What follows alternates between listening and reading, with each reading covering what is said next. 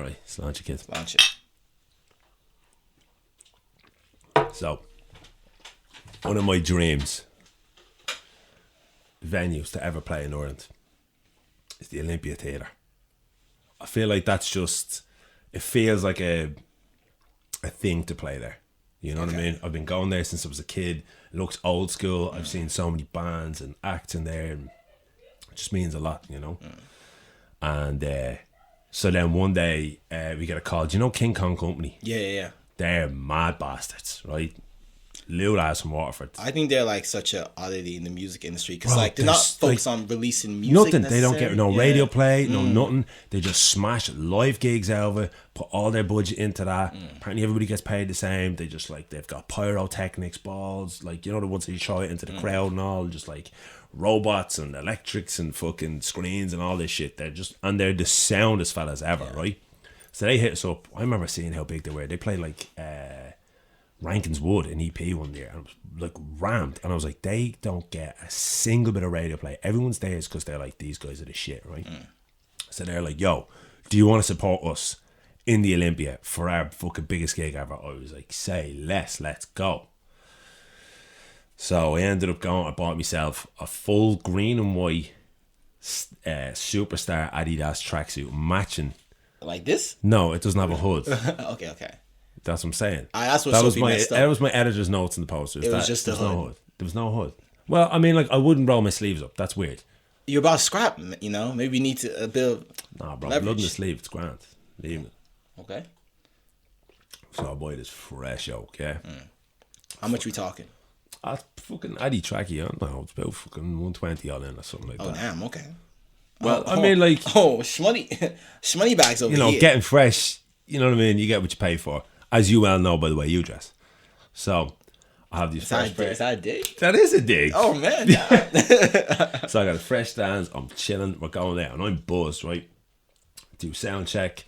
Blah, blah, blah. And I'm up in the backstage area and there's loads of gaggle there. And I'm just like... Because and usually I don't drink before the show, but I'm like, this is a wild crowd. Let me get out and get this. So I'm kind of tucking into the green room. Do you know? It was a nice summer evening. No, it was October. Right? Yeah, okay. But I'd had a wild year. I was like, this is the fucking Olympia, blah, blah, blah. Wait, what year is this actually? 2018, I'm going to say. Okay. So I had a major summer and I was like, yeah, let's go. And because we had a major summer, me and T never get away. We never take holidays because we're always busy every weekend during the summer. So we decided we're going to go on holidays. So we booked it. We're going to Lisbon, right? So I played a gig. It's only half fucking full or whatever like that. Like all their fucking crowd were still on the bills are like fucking... But Olympia half full is like 600 people. So yeah, it's crazy. It's but like, huge do you know what still. it is though? I think it's like, yeah, you're like there's 600 people here, but if they're spread out, it's weird in the vibes. This even like, I think, cut you off there for a minute. I hate the Olympia in theory because I hate venues that are like circular going up.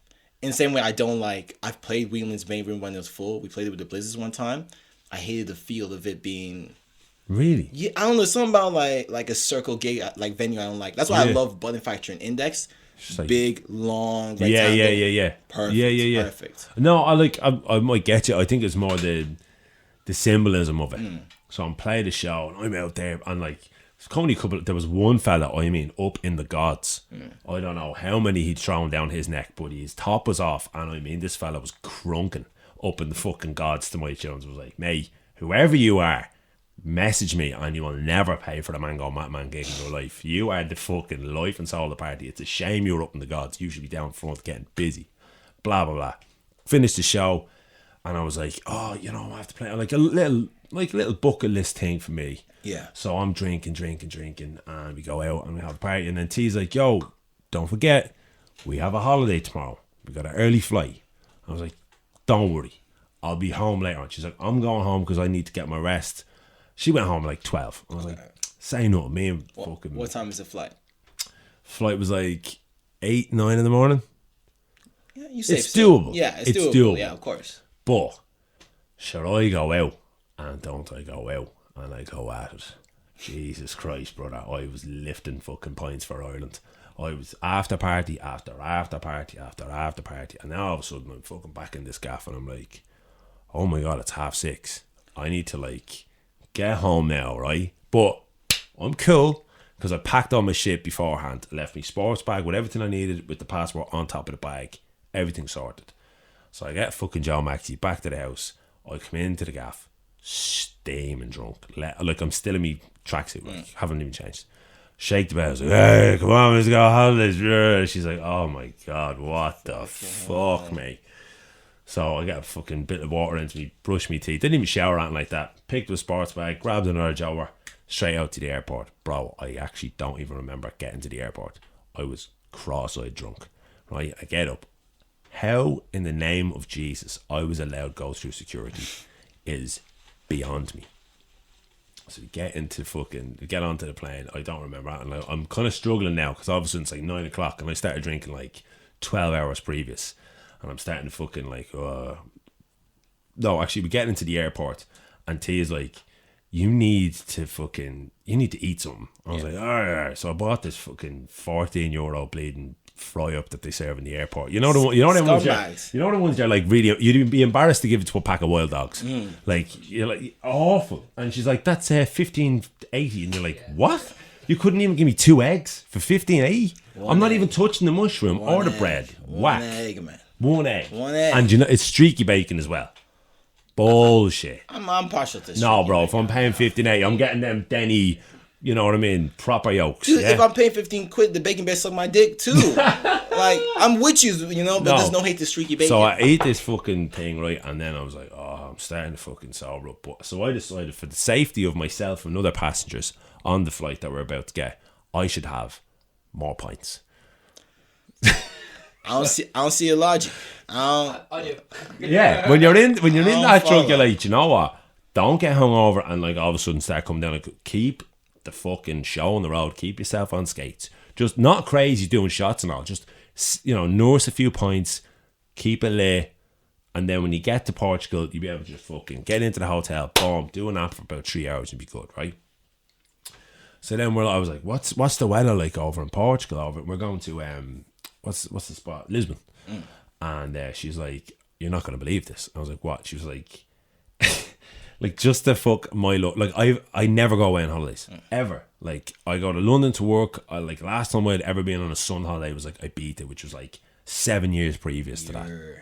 Yeah, like, and before that was like maybe when I was a teenager, going to like me Auntie Marian's fucking flat in Spain or something like that. Like, really never go away, you know. And she's like, you're not gonna believe this is what. And she goes, and she showed me the phone, and there was a headline on the fucking on Google, and it was like, the worst hurricane to hit Portugal since 1692 was supposed to fucking go off around fucking Portugal when the exact time we were landing. I was like, oh man, that's mad. She starts freaking out, but then I was like, I can't have her freak. I was like, babe, it's gonna be grand. These pilots know if they're up there, it's grand. She's like, yeah, you reckon? I was like, hey, do you reckon we'll be alright? Like, she was like, well, no, motherfucker, pick a side. Like, you're either going it or we're both freaking out, you know what I mean? Yeah. But like, I kept, I was like, look, if the bitch goes down, I died how I lived, full of drink. Fair. You know what I mean? Salut, fucking. So I'm shaking, but I'm too drunk to care. Do you know them ones where you know something bad's gonna happen? But I was just like, yeah, whatever, fuck, you know what I mean? I'm worried about this flight now. So we get on. I don't know how they let me on the fucking plane. Like, I'm like fucking all Also, just real quick, guys, if you can hear noises in the background, it's because the studio door is open. Because it's roasting hot, and we in D12, steam, and sometimes some sirens go around. That's all. Okay. We're in the city. As you were, man. So I don't know how they let me on this fucking flight, man. I was like Oliver Reed at a wake level of pissed. Right? Shook it. Get in. I'm on the aisle seat because I'm lanky. T's in the middle seat, and then there's some dude on the window seat, right? And as soon as I sit down onto the thing, your one's doing the fucking, you know, the Macarena. Do you know what I mean? She's doing hand sign jutsus. She's throwing up the gang signs, blowing the whistle thing and all that shit. And I just went straight away. Head hit the pillow, gone. Arthur got the best of me, right? So I'm there like snoring me out, and Tara's like, oh my god, this fucking gobshite. That's amazing though. That's absolutely amazing. The fella beside her, He turns around after about 5 minutes and says to her, "He's like, can you smell fumes?" And she's like, "What?" He's like, "Gee, I think there might be like a fuel leakage. Do you smell fumes?" And she was like, "Do you see that drunk Paddy asleep in a green tracksuit sitting beside me? That's my boyfriend. That's the smell you're getting." Your man thought there was fumes coming out of the airplane. That's how much I drank. Oh my God. I know. And then have you ever landed in a hot country with a fucking hangover? Off my own. Jesus Christ, man. That shit'll kick the bollocks off you. Get there and then we get to the hotel and we're like, "Yeah, ready to check in." "Oh, your room's not ready till 3. It's fucking 11 o'clock. What do we do? Up to the rooftop, took the top off, and I kept drinking, bro. I must have drank. Because I kept drinking till that night. I'd say I drank roughly about 24 hours with a little nap on the plane. And yeah, that was my first holiday away in ages. And I forgot my belt the whole time, which was terrible because my jeans kept falling down. Guess you could just buy a new belt. You're in Portugal. I should have, but I didn't. I bought like a Stussy hoodie, but just out of principle, knowing that I had a belt at home, I was like, "No, I'm not doing Do you this." only have one belt? Yeah. It breaks. I get another one. You don't have like... I just got a black belt. That's it. Boom. What the fuck? What am I, like Blink 182 with like fucking mad fucking belts coming at me? My Chemical Romance, bro. What the fuck? What the fuck? You buy a good sturdy belt, you only need one. What about different colors for different outfits? Coloured belts. Like a brown or a black or a darker black Look, or a grey. I'm not gonna lie to you. I probably should get a brown one, but I've only recently started to get back into blue jeans. I only ever really wear black jeans, so black belt for me is just... Yeah, I couldn't see you in slacks. Do you wear suits when there's like a tracksuit too? I look amazing in suits, bro. Okay. Amazing Okay. in suits. But you just like, there's no cause Doug, for me to insert wear. a photo here. You know what I mean? I don't even know. No, the only one I probably have is at my cousin's wedding, and I'm absolutely fucking tarnished. Insert that photo here. Here. All right, so I need to think of a tune. Do you know what? Because I was fucking drinking all bleeding night long. I'm gonna go with a bit of Lionel Richie all night long, bro. How could you not? Copyright strike. Q. Here. Done.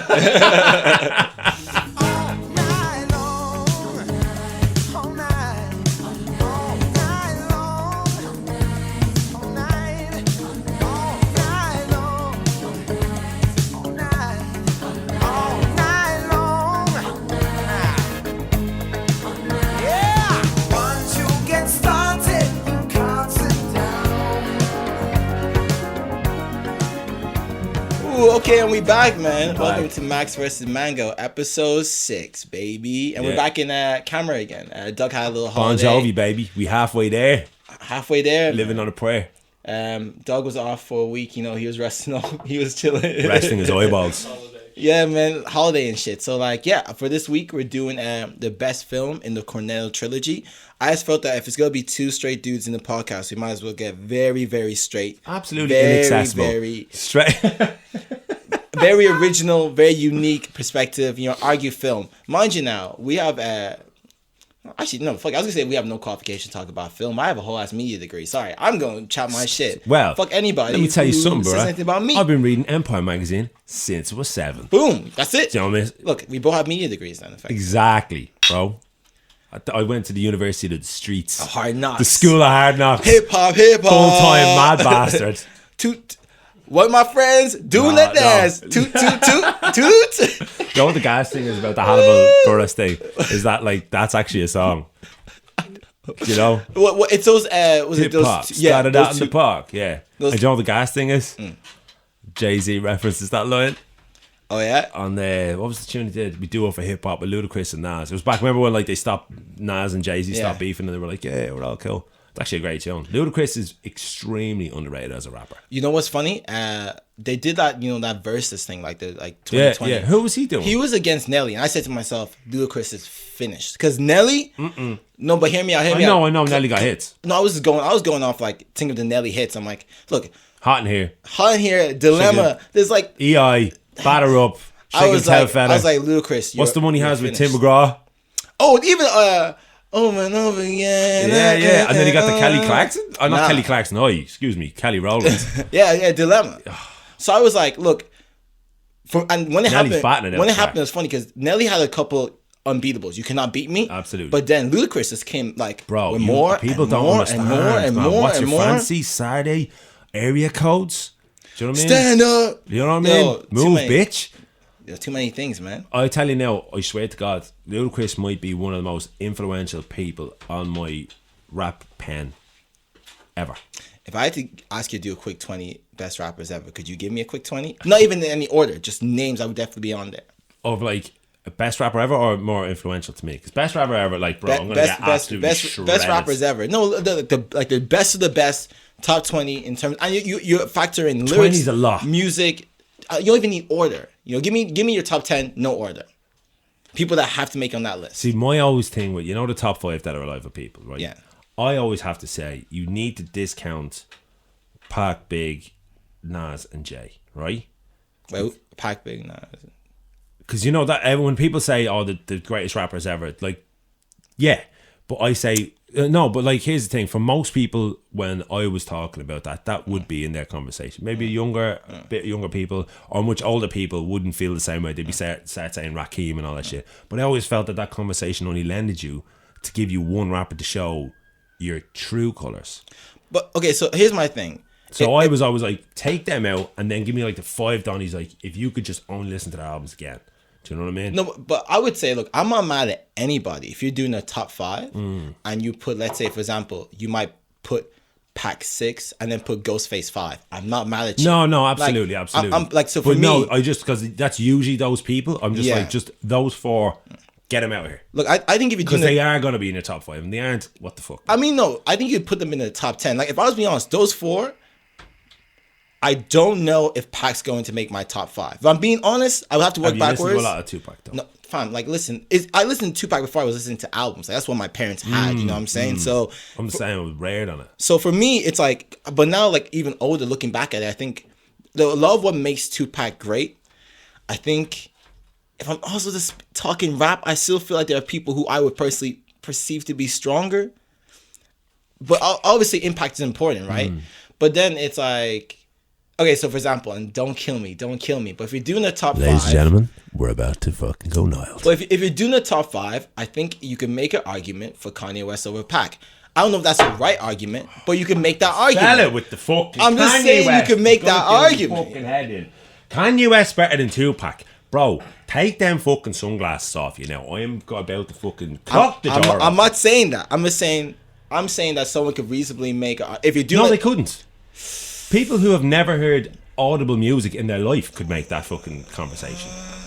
Kanye West better than Tupac. Did I eat mushrooms by accident before I came in here? Am I like in a coma? Am I in a fever dream? What the fuck are you talking about? Kanye West better than Tupac Shakur. We're talking about the actual Dubliner whiskey. It's too much. Right, you know what I mean? No, but wait, hold on a second. Cause now I'm a bit annoyed. If you're talking about, like, let's say Pac, Jay-Z, Biggie, whatever, those 4 can be like taken out of the equation. If someone can make an argument for Jay-Z being better than Pac, and we can make a reasonable argument for at least Kanye West, if not being better than Jay-Z at his level, I can make arguments of Kanye West being better than Pac. I might be wrong, but that argument isn't saying fucking Kendrick or someone super new is better. That's the same way as saying, like, well, Italy beat England and then Ireland beat Italy, so technically we're fucking better. It's like, no, it doesn't work like that, bro. There's way too many variables. Yeah, but I'm just talking about variables. Excuse me. Yeah, Dubliner whiskey. It's a little kicking ass. It's hot out here, it's baby. It's hot. Shout out Nelly. Shout out Nelly for real. No, but even me, like, I don't necessarily think that's my. I don't know if I would even believe that, but I think you could like once again, if someone's wrong, they're wrong. But I don't think it's like saying, who's really fucking new and hot right now? Like, Corday's better than Tupac. I'm not fucking insane, you know. But like, I mean, do you only include American rappers in this? No, not at all. Not at all. And that's the issue, because I think if you're talking about rap, to me right now, the Brits are doing it better than the Yanks right now. So, I mean, you have to talk about Skepta. Yeah, I think Skepta. Pen game is crazy, man. Pardon? Pen game is crazy. He's had so many of those bars that I'm just like, how did I not think of that? It was sitting there.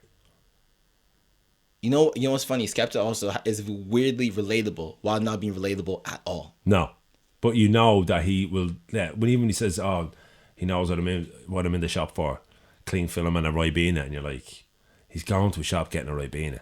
And that's why I gravitated to grime when I was a young fella, because it was like, you know, at the time when I was, you know, obviously I was into like my old school hip hop, but like Cypress Hill talking about like A to the motherfucking K homeboy, I'm like, I've never seen an AK-47. Like, this is great, but like at that age you want to relate, You want to be like, oh, somebody's telling a story I know. And then like grime, I just felt like there was more relatability to it. It was young fellas in tracksuits on pirate radio, and all I did when I was a kid was wear fucking tracksuits and listen to pirate radio. You know, we spoke, I think, briefly last week, or maybe it was a week or two before, about how hip-hop and maybe even streetwear culture is kind of strayed away from the roots of accessibility. Do you think the Brits are doing it better now because their hip-hop is more accessible, or their grime, or their rap music's more accessible than what's going on in America? Because even if you take the big guys like Dave, to me, Dave is much more relatable than, let's say, a Lil Baby, based off what they're talking about. Do you think that plays a factor? I think there's just two different cultures over there, because like I think America is hyper realistically capitalist, so it's just like they're constantly jumping the shark more and more and more, to the point that the chains don't even look like fucking chains. It literally just looked like stitched on fucking diamonds on people.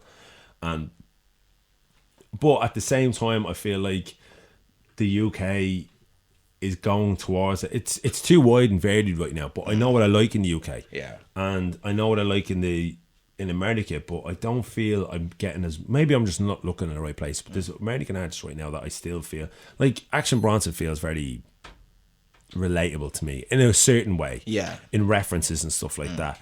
Or I'm trying to think of I guess other Action people. Bronson isn't the big guy over there right now. So No, but like, okay, if you're talking like the biggest dudes, well, no, yeah. I guess the big dudes are the ones who are they get to kind of But at the same time, culture, I have right? absolutely nothing in common with Fredo. Do you get me?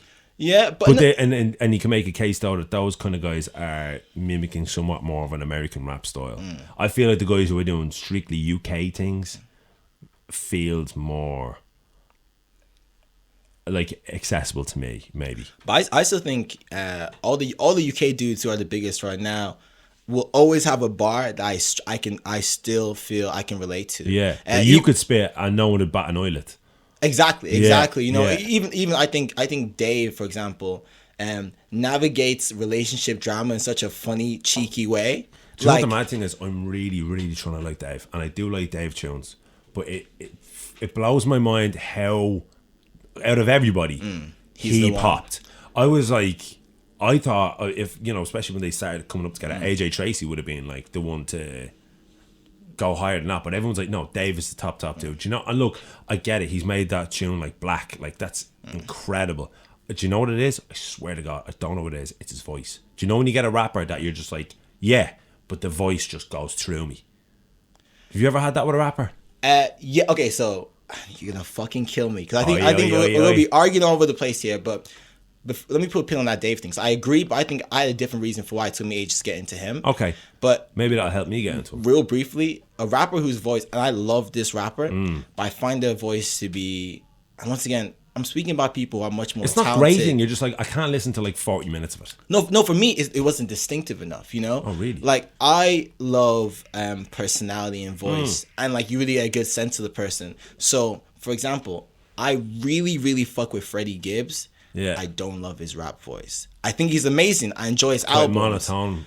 It feels a bit one note, like, and mind you, it's like just holding that. exactly. Now, mind you, he's very funny. His music is very good. But if I listen to Freddie Gibbs' album, I wouldn't go straight to the repeat. I give it a bit, give it maybe a week. Okay, give it a breather. I'll come back again. Yeah, like yeah, there are people like I could listen to. There are people that say Drake, Kendrick, even someone like Doja Cat or Nicki, like people whose voices, like even if you don't love all their music, their DMX voice is. is so. DMX is a great Perfect example. Where you're like, yes, I would listen to this all day. Amazing. Even, That's what's mad, right? See, the voice thing, that's what always drew me in. Like, I like to know who I'm listening to. And I feel like, as much as I do like it, it's made me not as enthused about drill as I probably should be. Like, on paper, it's totally what I would love. But the fact that so many people sound the same and have the same tonality of the voice, same slang, talk about the exact same subject matter, wear the exact same clothes, and for the most part, a lot of them are wearing balaclavas. So I can't tell who the fuck's who. Like that's the point of the balaclava. Like I feel like that's like a thing where I'm like, no, I love that unique, like a DMX. Like, but there are some people in drill like Unknown T. I'm like, I know his voice straight up, or like, you ever listen to SL? yeah. fucking and that's a good example because he's this guy who does a lot of drill music. It's fucking 18 or 19 now. You like popped off when he was 16. Oh, is it? Everything he says is in the cheekiest tone imaginable.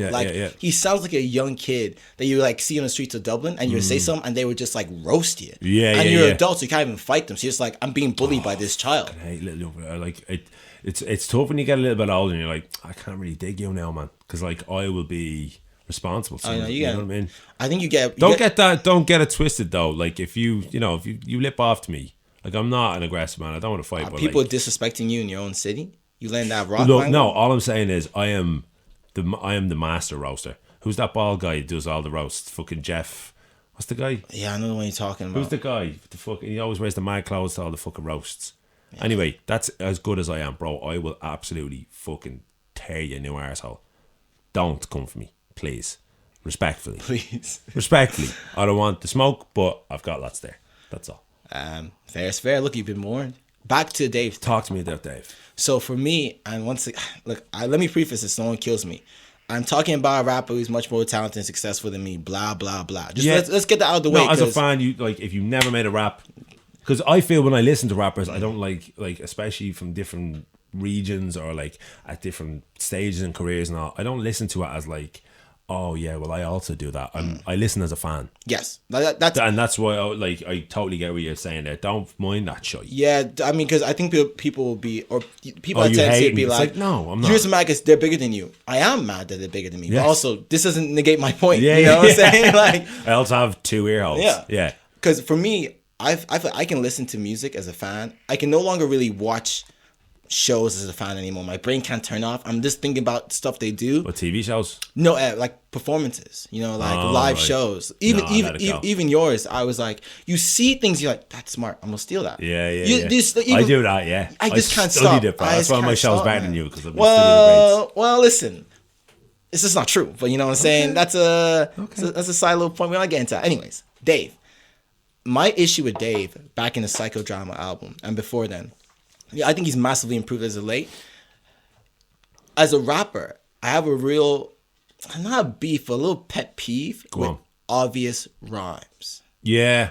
So if he says something beat and the next rhyme is heat, I'm a little disappointed. That's what's up. So I feel like Dave, a lot of his older stuff, I've been listening to the first time, I could predict the next rhyme. I think that's also a reason why I'm also like, this is the guy? Because I feel like that's the easy way out, and sometimes you get too fucking into like making the most fucking intricate shit you can, and then it doesn't sound good. Yeah. You need to roll it the fuck back sometimes, and it takes time to get that. But sometimes you roll it back too much, and it's like, too. Bro, there's 2 ABCs. It's 2 ABCs. It's 2 nursery rhyme. Like you can do that in pop. You can like the amount of like easy hooks you can get away with in pop and R&B. You want me for guest verse or pop verse? Out straight, Girl in World is getting like baby crazy. 80s? Mercedes? Don't call us Bro, guy. I'm out here. Like, it's done. I've already made fucking half the rap right there. Don't call us guy. It costs too much money, man. Oh, was it? Yeah. No, it don't cost that much. Yeah, it costs enough. Yeah, it does, yeah. So for me, but I would say now, Dave, I wasn't a big fan. Who's your favourite in the UK? Favorite in the UK? Is there anybody who's really influenced you? You're like, oh my God, like, that's the guy or girl or whatever, that like that's the artist that I was like, fuck, that's some shit that it lands with me, and I feel it bleeding into my own music. So this is what I say. If I was to talk in terms of like a long thing, I feel like Chip is the first UK rapper I started listening to. Okay, yeah. Because mind you, I was maybe 10 and he was like 16 and he was rapping. I was like, remember Tim Westwood in the video? I was like, I'm Chip, Diddy Chip, and he's going through school. Dude, that was my introduction of fucking... I remember seeing that shit on Channel U. I was like, bro, how's your man in the school? I was in school at the time. I was like, bro, I'm fucking up. This kid's doing it. I'm also in school. He's in school. And he's on the telly. And I'm in detention. Bars. Truly, I was like that. I remember on the sighting, I wanted to get on the Late Lakes. I saw Fresh Ray. If you remember them on the Late Late Show. Fresh Ray. And I was like, I could fucking do that. I could get a white kid. Was that I do that exact same thing. I finesse my way in front of Brian. And what did I fucking do? I did that exact same thing, man. Look. That's it, man. But in terms of, let's say for me now, currently, there's so many good guys there. I love House of Pharaohs. I think they're banging. That's a group of like 4 or 5 lads. Yeah. Bob Villain. That kind of like, you ever listen to Bob Dylan? Yeah. Oh man, like for me now as well, because I'm kind of doing that kind of harder style, but that kind of grungy rock rap shit. Yeah. Excellent. I mean, Slow Tie or fucking Skepta. Yeah, it's easy. They're all You know what good. Skepta has, right? They're all good. They're all too good. Skepta has the most clarity in his voice out of I don't know how many rappers. Like when you listen to how he pronounces his words, you're like, that's why everyone loves you. I can hear everything about you. So even when he's spitting fast and all that stuff, but usually like people go for the 140, where he'll go for the 70 BPM and just like sit with it. It's a cooler style. That's why people land with it. Me, Kano. Okay. Kano. You for really me, like Gets. You really. I know like I do really like Gets, but Kano for me has always been like just that guy where I was like, fuck, I would love to make that music. And I feel like what he's into musically is where he'll drop an album a year before I do, and then I'm like, fuck, that's what I was trying to fucking do. Do you know what I mean? Yeah. Or I just think his whole fucking style and swagger. Like the first time I ever heard P's and Q's, I was like, who the fuck is this dude? First time I heard it was like Kiddletud. Bro, that film changed my life, man. My brother and his mates were obsessed with that when we were kids. Now, Adulthood, Kidulthood. What was the third one? Brotherhood or something. Yeah, some shit like that. Did they do a third one? Yeah, there's a third one. Is that yeah. the one Stormzy did? I think so. Yeah, it was great though. You don't give Stormzy his dues, man. Brother, I'm a massive Stormzy fan. 100%. But I just felt in the clash with Wiley that Wiley bossed him. Look, we don't even need to get If you into go this into now. a grime clash with a drill tune, what are you up to? In fairness now, come on. Like, it's a grime clash, and he was calling it a grime clash, and he said it was a grime, but he was calling himself king of grime over okay, a drill but- beat. okay. And I was like, fair enough, like, you wouldn't... Wiley's not going to come back to you on a fucking UKG tune. But wait, you know what I mean? But let me say something now, because I think there is also...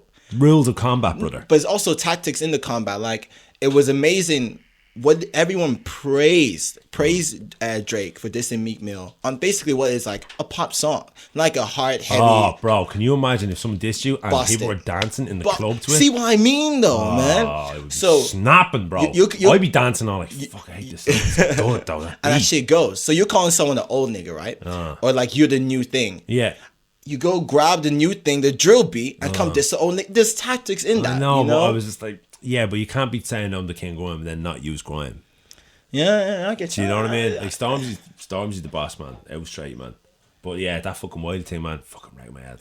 How do you feel about, because obviously everyone's roasting Stormzy from running away from Chip. How do you feel about that? Chip's bagging it now. Nah, a little bit. A little bit, man. A lot of bit. A little bit. No, Stormzy keeps it lit because like he was talking about him on the new Dave record. I mean, so people say. You But know. he's saying I'll show up to your door and all this. Like, do you know what I mean? Like, he is. What's the story? Like, what? Like, just like here's the thing, right? If I was Stormzy, which is clearly leagues above Chip, I wouldn't care. Wait, in terms of quality or No, stature? like just like where I am as an artist. It's okay, like okay. I'm up here, right? And Chip doing great, but like Stormzy, I wouldn't be worrying about the outs down here. But- why would it be asked about it? But you gotta keep in mind though, the issue is, in Stormzy's mentality, if he is the king of grime, and someone is like, it's not. Chip's nice with it though. No, Chip. Like, I mean, I think Chip is a problem, you know. But that's my thing. If you perceive yourself to be the best at this thing, and someone not to equal level, but enough for you knows is sending for you, But no, his sends and his wide ups, man, are crazy. and with it. quick. He must not. He's doing them. It's too He's- quick. No, but like I'm saying, his pen's that nice. But I like, what's the Chip song that would go off in the club? That one with Stormzy from 4 or 5 years You know ago. what I'm saying? Hear this? Yeah, it's a great show. Great. But, but like, Wiley's the king of clashes, and he is, and it fucking breaks my heart everything that's going on with Wiley, man. It really does. I feel like I have this fucking curse. Do you know who else I met? And it fucking broke my heart. Literally, fucking couple of months after I met him, I met African Bambaataa a couple of years ago, right? Yeah. And I met him. I shook his hand. I was like, bro, fucking thank you, and all this shit. And he was like the nicest Donny and all. Literally. And do you know what the mad thing was? Class Squatch used to do the artwork for the animators. He actually commissioned this fucking artwork piece of like Kumo D and like African Bambaataa and like loads of the old like originators of like Grandmaster Flash of all the DJ and stuff. He did that, and he dressed them up as Dublin City Council workers, and they were literally digging a hole in the ground, but they were like digging for records. It was brilliant. I got African Bambaataa to sign it. I had this shit framed in my room, bro. And I threw it out. My mom was like, "Don't throw it away." I was like, you're not gonna believe this. And she was like, oh yeah, joking. Swear to God. And then fucking with the Wiley thing, man. I don't know. I think Wiley has that Kanye thing about him where he goes off on a fucking mad one. Do you know what I mean? Yeah. And people don't understand that he's on a different bit of a planet sometimes. That's it. But even because Kanye said some major weird shit, bro. no, listen. I mean, Kanye West has broken my like. Truly, I would say broken my heart. Like, because that's all me though. Because that's me deifying somebody, and then. And not even just putting someone on a pedestal, but putting them on such a high fucking pedestal. It's the same with me and Wiley, man. I was like, you invented the fucking music that I wanted to express myself in. Like, shut up, bro. Stay in fucking Greece. Don't fucking open your mouth, man. But what happened to him, though, I do find it, all that kind of stuff, is when you see something happen to someone who's like, look, you kind of deserve it. But the swiftness, and sometimes when they do that shit, when it's like a guy from hip-hop, or it's a black fella, you're like... Katie Hopkins has been dicey on this site for a while. A long time, brother. And you only move quick, bro. And then Wiley... She just got deported from Australia. I know, I love it. Oh, send it. Did you see when she like overdosed on ketamine in South Africa? Huh? Yeah, did you not see that? Katie Hopkins. Can you overdose on ket? By the way, does anyone have any mixer? Because I actually, for some reason, I can't... You bugging? I can't drink straight alcohol right now, man. It's pink shirt, bro. Just fucking soften it up, man. Yeah, maybe, man. Fucking just firm. Just sip it. It's okay. I'm just a thirsty boy. I think it's so warm. A bit of water there if you want it. I think it's so warm. I think that's the issue. I might get some water in a bit though. Yeah. Oh, maybe Leon got blessed, bro. Any mixer whatsoever. Do you think?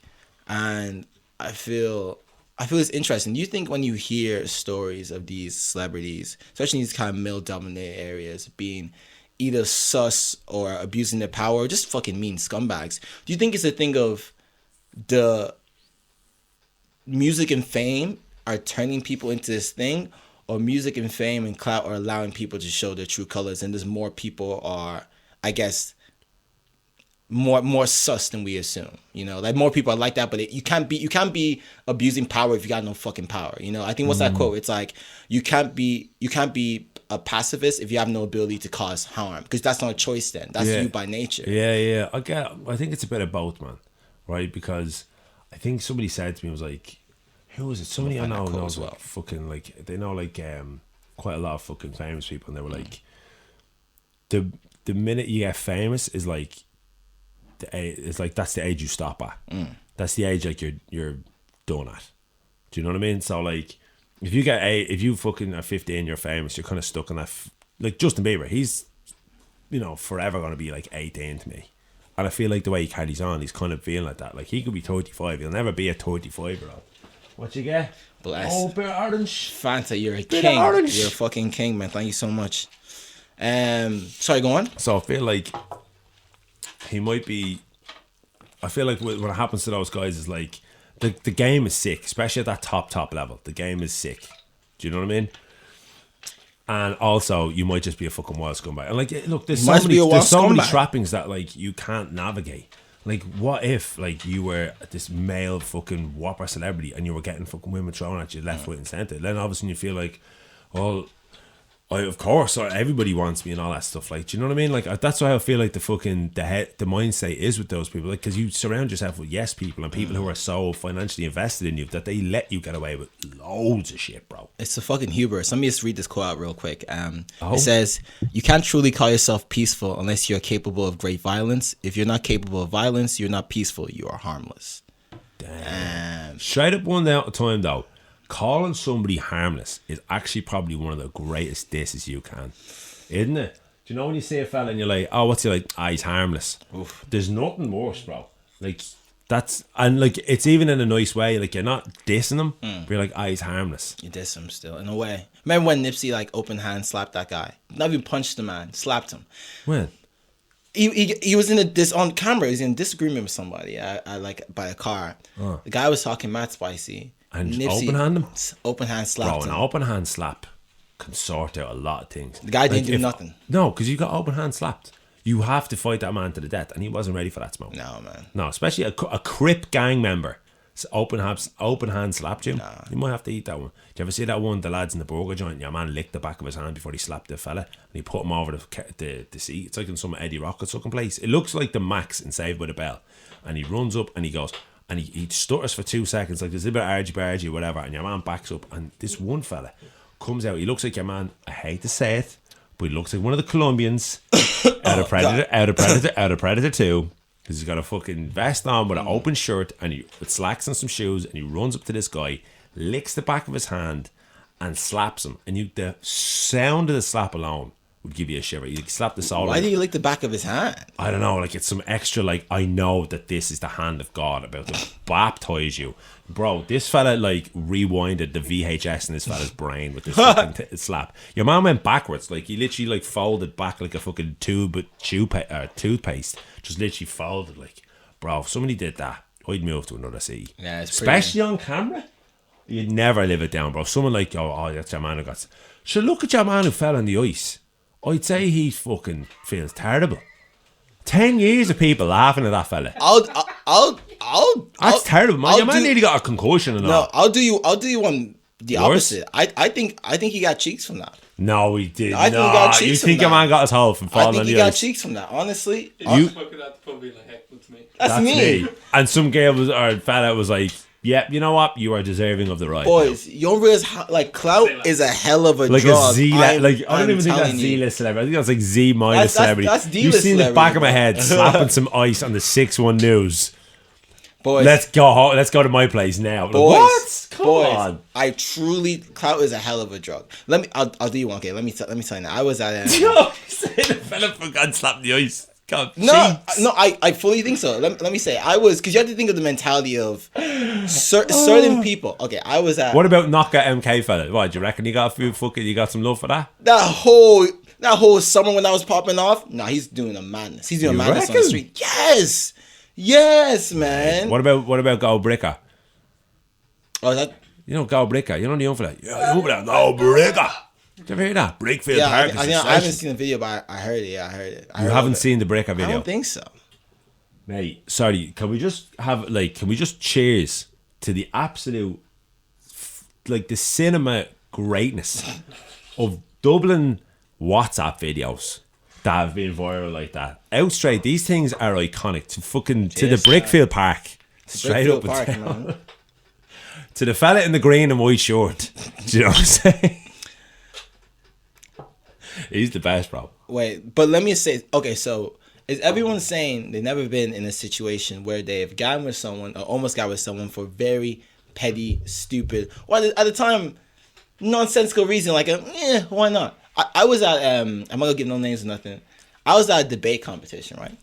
This fella. I know. Wait. This fella. Hear me out. Estonia. Hear me out. Debating with a lot of Eastern Europeans. Jesus, there was a lot of knocking Europeans. it out the park. I didn't say no. Let me say something. Someone. Let me just give my context, man. I'm being vulnerable on the pod. Y'all niggas laughing at me, man, for the content. Okay. I was just gonna say, someone was trying to pull the moves on your boy. You know what I'm saying? Okay. I wasn't really feeling it. I wasn't, because to me, it wasn't really my bag. Like, you know, whatever. Yeah, just weren't feeling the vibes. Wasn't feeling the vibes. But they were a very good speaker, you know? Like, really high speaks. A lot of breaks in, like, a tournament. She debated you. No. Into bed. It's like fucking Skyrim. You have, like, speech 10. You just get Yeah. No. She like fucking Obi-Wan Kenobi. No. You will go to bed with me. No. She like, yeah, fuck it. Your Jedi mind tricks do not work here. No, what I was gonna say was, she didn't even argue, but it was the fact that I almost did it because I was so impressed by how good she was at speaking. You know, that was in that circle. It meant something. Okay, it was like being like a dude being like 6'1". It meant something. Yeah. Okay, that's an attribute that the social group was like, that is something to be. Held high. So even let's say for example, if you're dating someone, Adam, and she has like music taste that's very similar to yours, like to me that means not a lot, but to you, that means nice with something. it on Ableton. Yo, nice with it. Look at you, you're sweating already. You're like, yo. So what I'm saying, there are guys, girls, non-binary folks who they really enjoy clout. Clout means something. You got with someone that did something. It's a story. I was at a party. This is I'm gonna expose myself again. I'm just being wrong on this Outside, podcast. he's got half a whiskey into him, and he's like living la vida I loca. was at a party and I heard Boris Johnson's daughter was there, right? Get the fuck! You party with Boris Johnson's daughter. We were at the same party, right? And I was like, the parties me and you have been to are so completely polar opposites. Boris Johnson, what was she like? No, but hear me out. So let me tell you. So I came into the party, right? It was my friend. Beep. Yeah. Oh no, is it a secret?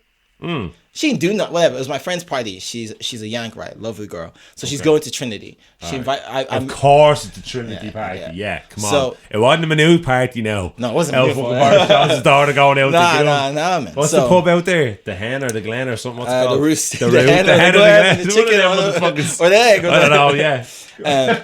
Excuse me. So her friend's having a party, right? We buzz up, and at first I'm thinking, okay, this can't be the right place because I'm going to a student party and I'm in a very, very nice area. The kind of area where they see a nigga walking by, they're like locking doors, closing shutters. Yeah. Like neighborhood watch. Tight ship. We get there. It's a Georgian townhouse. Floors. Maybe 4 this floors. Town? This is like, is near the Viva. Very near the Viva. Yeah. Really nice spot. I know around that area, yeah. It's mad. So we get in, and mind you, I love being in a situation where I don't know a lot of people at a thing. I love it. And when you don't fit in, you're like, do you know what? Everyone's already made their mind up about me anyway. So I'm just going to go in, be nice, and have the fucking time of your life. It's if amazing. you vibe with it, fuck it. Bro, I have been at some mad posh parties. And they're great. They are off the hook, bro. They're banging. They're crazy. Because of all the beep, and then the little beep. Yeah. Mad redacted carry on going on there. You know what I'm saying? So I get there, I'm talking to people, and there's one girl that looks kind of familiar, but I only catch the side of my eye. Does she look like him? I only had a little... I'm like... That's awful, isn't it? The poor girl. And something's nagging at me. No, he's broke up, lads. No, come on. Something's nagging at me, right? So I'm upstairs and I'm talking to my friend and I'm like, yo, cool party, interesting people here. Like, yeah, all sorts of people. Like, X is there, you're there. Lord Viscount of the Third. His Honourable George Wetherington. And she's like, Boris Johnson's daughter's downstairs. I'm like, that was a person looking kind of familiar. So she looked like him. Hear me out. So it gets good. So a part of me, and this is a problem with clout, because I was a bit younger back then, right? All right. A part of me was like, if I got with Boris Johnson's daughter, that'd be kind of a cool story. No, bro. MI6 would be all over you, bro. Done and dusted. Yo, I might get with MI6 too, bro. You get wiped from the internet. Nobody ever hear from you again. I might get with MI6 too. Might all get together, bro. The gaggle of us. A shag on you. You're not taking it. Anyone you said James Bond, you get looked after. This boy, you shagged me. Oh fuck. Yeah, but you couldn't though. I'd be freaked, man. If I heard some Tory was at a party, like an actual Tory. No, but you're assuming she's a Tory because it's Did you see Michael Gove's daughter is like this mad e-girl on TikTok, and she's like the messiest room, and it's like fucking mad posters on the wall. It's mad messy, and she's like, yeah, I'm just like a London girl. And I was like, your dad is literally the financial minister of the fucking British government. Like, that's mad, isn't it? If that was me, if I was like Bullingdon Club, Oxford, posh, I would lean into it with such a shoulder, bro. I would, honest to God, I'd get my teeth done, I'd start talking mad slurry, like, I'd be wearing tweed everywhere. I'd be like, no, I won, bro. No, but I'm British, white, and posh, bro. I look Mango, to you, that's rebellion. If you were raised in that, this would be you rebelling. If you were raised now, like where you already had the tweed from birth, came out a little fucking nappy tweed already there. But like, your life is sus, bro. But people, the thing is, rich young. Why would you go away from that? Yo, rich young liberal people don't like being rich. Go to Trinity. They hate the fact that they have money. People they have money. Yeah. Like everyone, and this is the funny thing because obviously I went a lot of those circles, and everyone there swears in some way or another that they're working class, and because they see themselves as not millionaires. I'm like, but wait. You have a house, you went on holidays every summer. You might not be rich, but you're not working class. See, there's a mad thing I feel that's going on now where the traditional working class identity has been, because of austerity and because of years of like a separation of the rich and poor, there's like people who were traditionally like, we're middle class, aren't anymore. Do you know what I mean? So they're like, well, I'm not, because like there's a new middle class, if you know what I mean. Yeah. And that to me is middle class. I think there's a lot of people, especially with Irish people. Like my mum, she's very like this. She's very like, no, we're doing well and all that stuff. I was like, yeah, but like we're not really. Like we're getting by working, and we're all working in the house and doing bits and problems. Like that is working class, having fucking 4 people in the house with a job to pay the fucking roof and all that stuff. Like if we're 2 months late on this motherfucker, like we're all out on the fucking street. Question. Because for me, people get so hung up in Ireland about class and school and that, and it's so weird. You go anywhere else, no one gives a fuck. But in many ways I get that though, because I think there's a frustration of someone taking your identity and wearing it as a costume. I think that's the thing. And do you know what I they think take it's as motherfuckers going to the flats and taking pictures and videos. Yeah. I think it's people being like, I really struggled, and they have like a holiday home. The thing is, whatever about your earnings in terms, if you have a house and a holiday home, you ever went skiing? You know what I'm saying? You know what I'm saying? You know what I'm saying? Relax with it. I've never been skiing. I never will. Like my ribs be touching sometimes, man. I was in the dirt. Come on. Straight up. You ever had yellow pack in your house? You know what the story is. I don't even know what yellow pack is. I'm lying. Do you know yellow pack? If you have, am I talking to my old head shit here? I think you go hip hop. Yellow pack. It was like, do you know when you go to Super Island, like they have like, you know, Nice Price, where they like do like everything, but it's like a third of the price. Do you ever have that? Is it when it's on like clearance at the end? No, it's like that's the brand. It's called Nice Price. It's like Nice Price mustard. So did you ever hear Yellow Pack? No. So Yellow Pack, like we used to always have like Yellow Pack toothpaste and shit like that. So like I didn't know, like, oh man, I go over to my Auntie Marion's and she'd have, you know, like to me, this was like such like a flex, right? But the mad thing is, my Auntie Marion at the same time is extremely working class. They used to fucking squat on the top floor of fucking Connolly Tower, but like worked at ESB, ran a minibus company, got themselves out, but they were still very much of their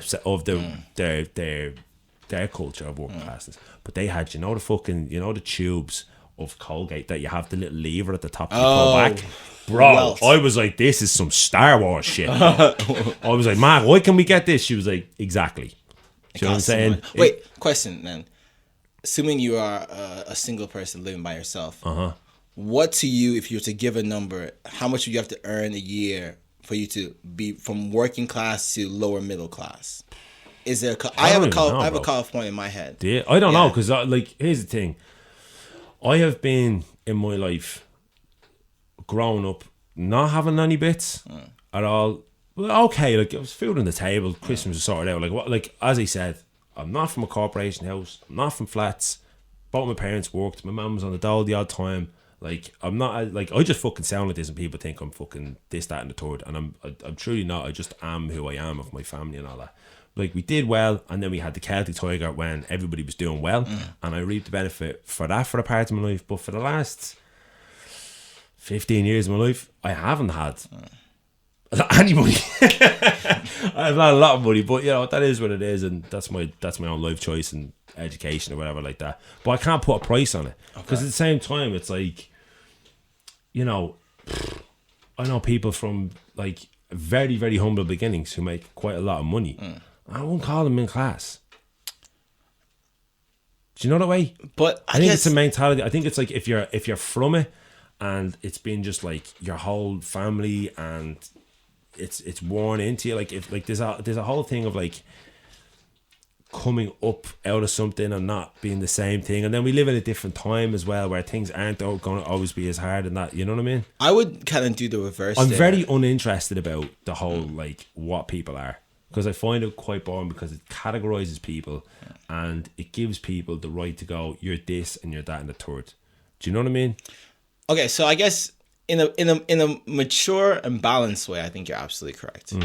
I guess almost an alternative, because you talk, for me anyways, coming from a Nigerian background where there's an emphasis on categorizing people, but their money is lauded after. It's like it's not the thing of where I think in Ireland a lot of people would, let's say, almost try to regress or not be too proud. Like that's why I always say I love motherfuckers from UCD. The difference that you see in Trinity is UCD people do not care or hide the fact that they have money, and they're not trying to like tiptoe around it. I feel like there are Trinity motherfuckers. Not once again, not everyone, not even the majority of people go to Trinity have money. But I'm talking about like, let's say, an archetype that might be 5 or 10% of the people there. There are people there who have money and are kind of ashamed of it, and then I feel you see is people who are like, from my experience, people who like have money and do not give a fuck what you think. Yeah. They're not dickheads about it, but it's like, look, it is what it is. That's what I'm saying, bro. I'm fine. Like, and I'm you know in a what the fine mad thing is? position. It's like people make such a fucking issue about it, but I feel like, especially, well, there's certain people, a lot of people I would know, even family of mine, would be skirting both boards, depending on like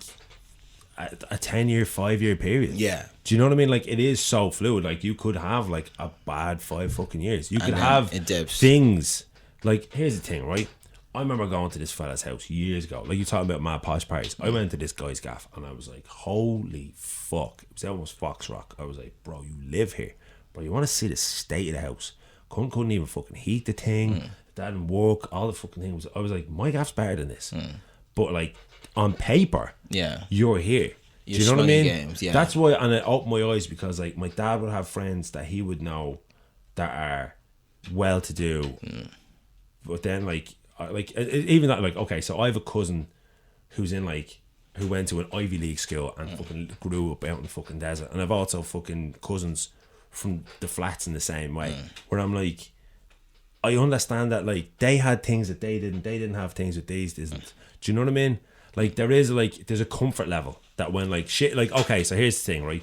If somebody hit you and said 10 grand, you need it right now. If you can, without a bat of an eyeball, go, that can be looked after, I feel like you're at a middle class kind of level to me. Well, like, as in you can like pay 10 grand, like by, without selling blinking a and out car. like being like, right, we're fucking struggling now. Do you know what I mean? Yeah. Well, I I mean, feel like it's a security thing. I feel like it's like Yeah, I think measuring people based on their ability to pay an amount in an emergency is huge. Because I think there's something like in the States, like less than like half of the population, or even like a no, tiny amount majority is are living able paycheck to pay, paycheck. Like an 800 quid Fine. emergency. yeah, it's Like, crazy. like, But and that's the thing. It's like, well, it could depend. Yeah. Do you know what I mean? For me, I guess, because then if I could talk about this a little bit, I think it's almost the opposite journey, where I find a benefit in kind of this category, because I grew up in an environment and with a father that was very money oriented. You know, this is someone who, like, especially, it's a big Nigerian thing that your value is based on how much money you earn. Right. As in, you can have one wife unless you make a certain amount, then you can have 2 wives and a mistress. Shit, you upgrade? You're allowed to do this. It's like a Pokemon. You are absolutely allowed to do this. Just evolved. I got 2 wives now. That's crazy, bro. It's to be expected. It's Bro, like, you be sweating, then all of a sudden you get fucking demotion in the job. It's like, oh my god, I had to sell the car, I had to get rid of the second wife. Like, I mean, because you got to keep the mistress or second wife happy, and then you can even go like, that's the thing. So I have having a mistress must be money. I have an uncle who just like, he has a wife and he has a mistress, but he makes so much money. The idea is, cool. Your wife won't say peep, not pimp. She's pampered Now, enough. if you're a brokey, you can't do any of that stuff. Bro, no, you need to be looking after your wife majorly for her to catch a whiff of you. So that's why all these Tory politicians like fucking Boris Johnson and Michael Gove and all, they all have them little side salads. Yeah, because the ones just like call it side salad is, I love it, but it's nuts. But wait, on that though, because the thing is, my dad, I think, especially in terms of how he raised me, because obviously he has an older brother who's quite successful in Nigeria and quite wealthy, and I think it's this younger brother mentality that he hasn't reached this thing. Because my dad, like, I mean, for the majority of years, he used to taxi, and to him, he felt like he wasn't good enough. Yeah. And then he beat that into us in terms of, that's not good enough. This. I remember my brother said one time he tough, wanted to be isn't it? a car salesman. He wanted to sell cars, and my dad was furious. Really? I had the idea like, that's not big enough. That's not good enough. You need to be doctor, like, when I say things like working class, because even me, I grew up in the council state. I was embarrassed to almost to fucking tears of this shit. Right? Like, if someone was like, I remember this one time, sticks with me till this fucking day. Some guy, this fucking cunt, I'm gonna say his name. I don't give a fuck. This guy Dara was like, "How much did your dad make?" Straight up, Dara, fuck you. No, he's fine. He's sound now, but we were just kids. We were in Dara, third class. I slightly retract that. And he was like, "How much did your dad make?" I mean, anybody who asked that, like, fucking ask. Yeah. Hold on, I'll just go check my dad's fucking pay packet. Who the fuck knows? No, that but shit? wait though. I remember my dad telling me like one time, like, if it's really busy during like, you know, let's say like Christmas, like that kind of New Year's time. Yeah. He told me, yeah, I made like a 1,000. He said I made €1,000 one week, like during Christmas time. I told a guy, 1,000 ain't coming up. No way, your dad makes that much. He's just a taxi driver. And I was like, You don't know what my dad does. I mean, he's right. Like, he's not wrong. So for me, it was almost the opposite, where I feel not even proud, but I'm happy that I'm comfortable to say this is where I came from. And to have comfortability in that, for me, is really big. I don't think it's necessarily a category that everyone needs to say or put themselves in. But my journey and my story is to be able to be like, yeah, I'm from a council house. I'm fine with that. Yeah. Whatever. But it's been a whole probably, process to get there. Everybody in my family who comes from council estates, I don't. There's nothing wrong with that. No, it's not. I don't care. Actually, no, sorry. My dad was council in Whitehall, and then he moved to Santry, and then he was hanging out with his in school. But everyone was like, "Oh, you're from Porches houses. These you're from Porches house." But like, it is what it is. At the same time, I know people who have like their dads have a mortgage and they're struggling. There's people in council houses, like I know, like some of my cousins, they'd have fucking the fresh Air Maxes on, what by fucking tracksuits, no yellow pack and that gaff. Do you know what I mean? So it's all like, here's the thing: there's too many variables in people's lives, and people in Ireland are so hung up on this shit. And to a point where it's like, it is just a classify. And I think it's a post-colonial thing of like, how well are you doing? You must be doing well for yourself. It's kind of like looking at each other as fuck, oh, he's doing well. He took the suit. Kind of, that kind of shit. Where it's like, yeah, so what? Do you know what I mean? Like, at the same time, right? If, like, two people, couple from a fucking, like, working class estate have fucking 2 kids, and they raise them in the hallway and all that stuff. Them kids, like, they're still of that. Do you know what I mean? Yeah. So, or in the same way where it's like, if your mom and dad were mad posh and then they like want to be a painter, and then you grew up fucking without a bean in your bleeding mouth, like you're still supposed to be like this hoity-toity motherfucker. It's like, what does it fucking matter? I'm over it, man. Because at the end of the day, when isn't it a dog in the fucking podcast? Yeah. Intruder alert. Yo. Get him on the camera.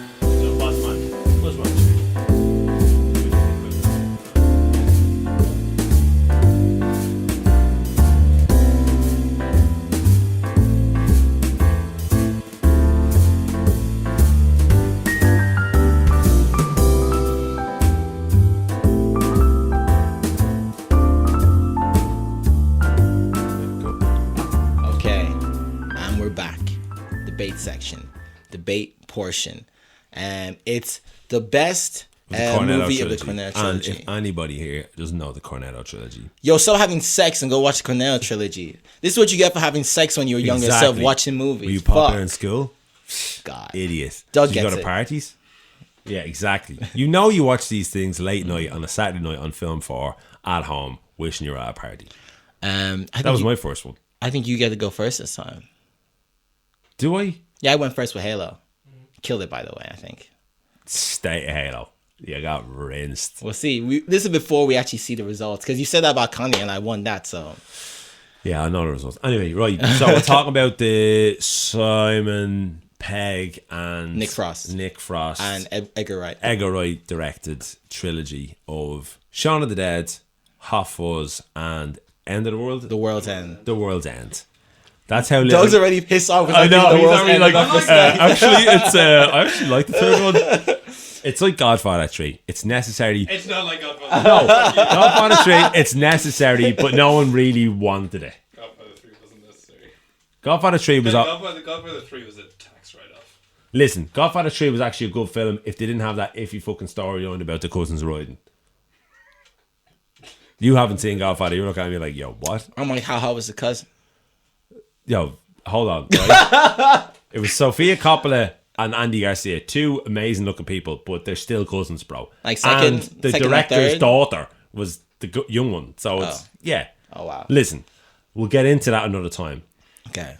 But go on. I'm going to say, and I think I'm correct when I say the first in every trilogy, technically, is the best. Hip hop. No, I'm talking cinematically. So question. So Batman Begins to Bed in the Dark Knight. Oh. I'm not saying exceptions. I'm not saying exceptions. But Predator 1. Every time a Predator. We gotta go Predator, bro. We're talking about like what other trilogies we talk about? I feel like for Star Wars, it sets everything up, bro. The second in every trilogy is usually the best. As in, like, the Empire Strikes Back, better. Empire Empire Strikes Back is better than New Hope. Come on, It bro. kind of is, but it kind of isn't. Because there's excitement in it. And this is different in these trilogies because these are not actually linearly connected true, films. And that's why I brought Predator up, because it was the same premise, but it was completely different fucking people Different and setting. characters and settings and stuff like that. And Predator 2 is still class as well. Let me stress. It is, yo. Danny Glover, shout out. Motherfucking boss. Great mustache. And I would even put Alien as a better film than Aliens. You know what? I haven't watched because I'm pussy, so... Yeah, exactly. So I'm going to go with Shaun of the Dead. Okay. I watched this when it came out first. Oh. And for me, like, when I watched Hot Fuzz, right, it felt like there was just so much referential to Shaun of the Dead. And that's where I got an extra gag in that film from. Don't get me wrong. It references all of those buddy cop films. Point Blank, fucking your Lethal Weapons, like all the ones that is literally even like Bad Boys. It's literally like referenced within the film, the films that they are referencing. With Shaun of the Dead, I felt like the zombie films that they were like tipping the hat to were more nuanced and weren't more of a kind of wink, break the fourth wall, like, oh, we're making that joke, by the way, just so you guys know.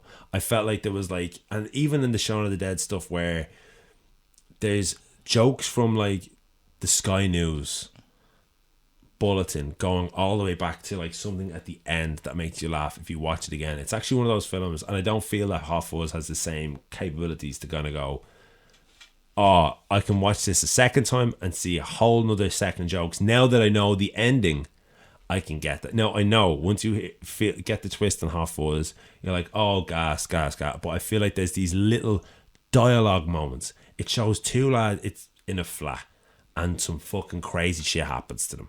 I get that these two cops, but like, you knew it was going to be a buddy cop film when you got into it, and something was crazy was going to happen in that town. But Shaun of the Dead literally came out of nowhere.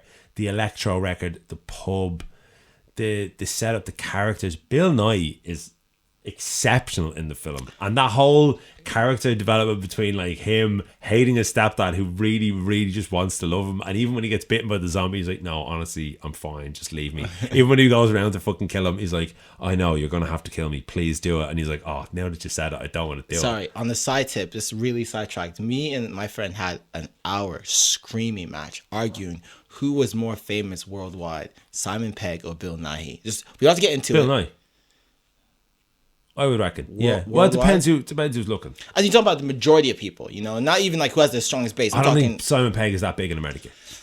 Niggas have been in billion-dollar films, Mango. Billion-dollar films. You're popular everywhere. But Bill Nye, I just feel like everybody's like, I feel he has more of a, oh, that's your man factor to him. Okay, I'll let you keep going. Okay, sorry. I feel like the whole setup and premise of like how the thing was framed of like, this is a zombie film because this guy himself, before any zombies show up, is living his life as a zombie. He gets up, goes to work, and he's just failing at life, and he's just coasting through. And that is technically what a zombie was. By three guys who loved zombie films, and then they just referenced all of that together. The comedy in it is second to none. The little winks and weird nods of when they meet a secondary fucking cast in the back alley, and like Matt Lucas is supposed to be fucking Nick Frost, and then there's all these like similar shit that goes down. It invented the trampoline back garden fence joke that everyone loved in Hot Fuzz, which is possibly one of the biggest laughs in the whole film. That comes from Shaun of the Dead. Everything that Hot Fuzz can build on saying that this is a funny joke was tried and tested by the original screenplay of guys who lived in a flat in a gaff exactly like that, and were like, imagine zombies just showed up at the door. What would we all do? Because Nick Frost was sitting there smoking weed, playing Call of Duty all day, doing fuck all but his life. And he was like, well, this is probably how I'd be. And Simon Pegg was probably working in the bleeding video shop and doing that. And I like, even to the fact when the zombie out, and it's very like fucking Corona now when you see about it, I was like, oh yeah, something's kicking off in the news. I don't know if it's even going to really affect us. And then shit fucking hits the fan. He's on the bus, and your man who was bitten by the fucking zombie is sitting there with his head down, and blaring in his earphones is Zombie Nation by Karen Crack 400. It's the attention to detail that you can go back and back and back onto that just makes it a classic film. And if none of the other Cornetto trilogies had happened, I feel like that film would be a classic. I don't feel Hot Fuzz would have the same laughs without leaning on Shaun of the Dead comedically and in the script as much. You know what I mean? I feel like if Hot Fuzz, they'd be like, oh, it's a good film. Shaun of the Dead's classic. But what makes Hot Fuzz so good is that it's a good film that leans on something you already know. Great film. But wait, here's the thing.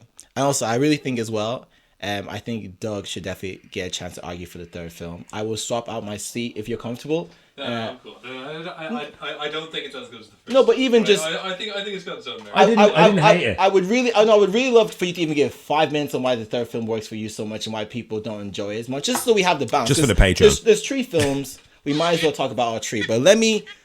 Are you going now? Let me go first. Also, sorry, they're just like, can I just reference the fucking scene where they see a zombie down the road and they come out of the pub, pissed out of the head, they go, na-na-na-na-na-na-na. And he goes, and they do a fucking Grandmaster Flash. Bro, the dialogue where he starts talking about, oh, your man behind the pub, he has that gun. She used to work for the Italian mafia. Like, hold on a minute. When Don't Stop Me Now is coming on in the pub because the fucking jukebox starts working and the lads are clattering your man around with the fucking pool. Amazing. Like, there's just so many memorable, amazing jokes. And then he keeps the homie at the end. Also, here's how much I'm going to go into it. Did you ever watch the special features on the DVD?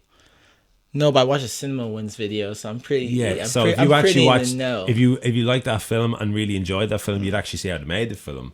The thing is unbelievable. They do even scenes where they just pretend that they're Paul McCartney and John Lennon. And the dialogue, who's the Scouse fella? Who's the housemate who goes up and he's like, shut the fucking front door, P. And he's like, shut the door. Like, there's all these things that you're like, oh, that's grand. You think it's just random dialogue that actually lends itself into a big plot line that I didn't get from so many other British comedies at that time. I felt it was groundbreaking. Going to the shop, when you, like scene for scene, shot for shot, walks to the shop the exact same way he did the day before, but a zombie apocalypse is on. For sure. And he doesn't notice that.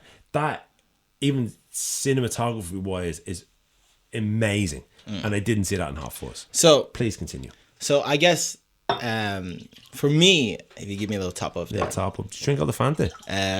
Greedy yeah, girl. Don't call me a greedy girl. girl. Jesus. Greedy. Did you ever hear that? Oh yeah, come on. Yeah, Matt Ray told me. Listen, if you know, you know. Sushi. You know. Sushi Studio. Oh, Yeah. greedy. Give me that. That's what I'm saying. Dublin WhatsApp fucking videos, mate. Legendary. All I had to say was one word a certain way, and everybody in this room knows exactly what I'm talking about. Okay, so in your talking about why you think Shaun of the Dead is better, I think it perfectly captures the difference between me and you. Because we're talking about 2 great movies. Unless you're saying Hot Fuzz isn't great, then it's on you. I enjoyed it. So here's the thing: you're talking about how Hot Fuzz, a lot of the comedy and, let's say, techniques used and jokes and stylings were built upon what was done in Shaun of the Dead. Yes. And you look at that as Even the super zoom stuff. But you look at that as fundamentally taken away from the quality, the overall score of Hot Fuzz. No, I'm just saying that it's not as.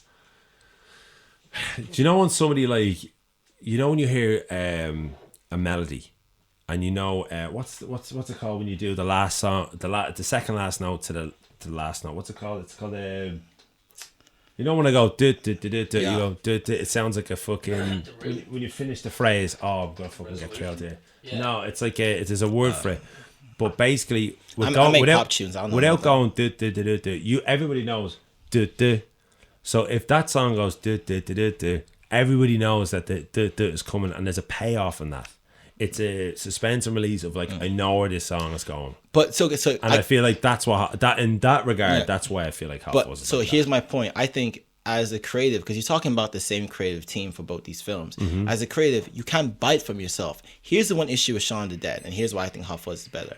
Once again, you're talking about Good Kid, Mad City versus To Pimp a Butterfly. Both amazing albums. You might think one's better than the other, but you're talking about this one. One doesn't reference the other though.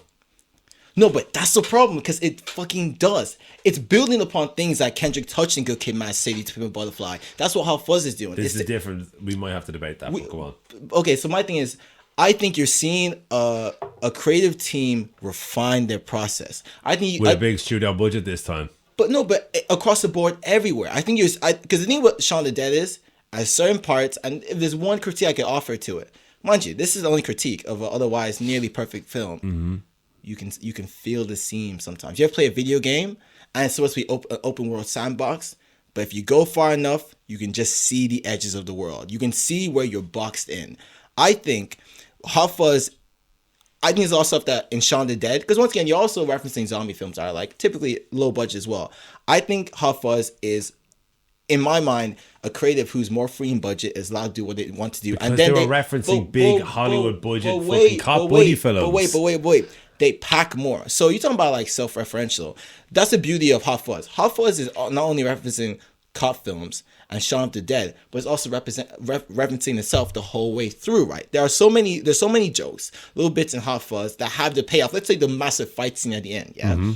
Which is also another thing they lean on Shaun of the Dead for. It's literally a setup and the exact same joke told in a different accent. No, but the thing is, that's the art, that's the creative refining their process. I get it, but what I'm saying is the original time you do a voice joke, the first time you make a great tune, if you recreate it, the magic was in the first. But if the recreation, you just came up with it. But if the recreation is better than the first, the recreation's better. That's it. I don't feel like it is, because there's nothing that really like we were talking about, let's say, like, because the thing is, we talk about, let's say, even before it was Blade. What does Hot Fuzz give you that Shaun of the Dead doesn't? Let me get there. there. The argument that what does Shaun of the Dead give you that Space didn't? Space is where Edgar Wright tried all this stuff out. Well, absolutely and totally.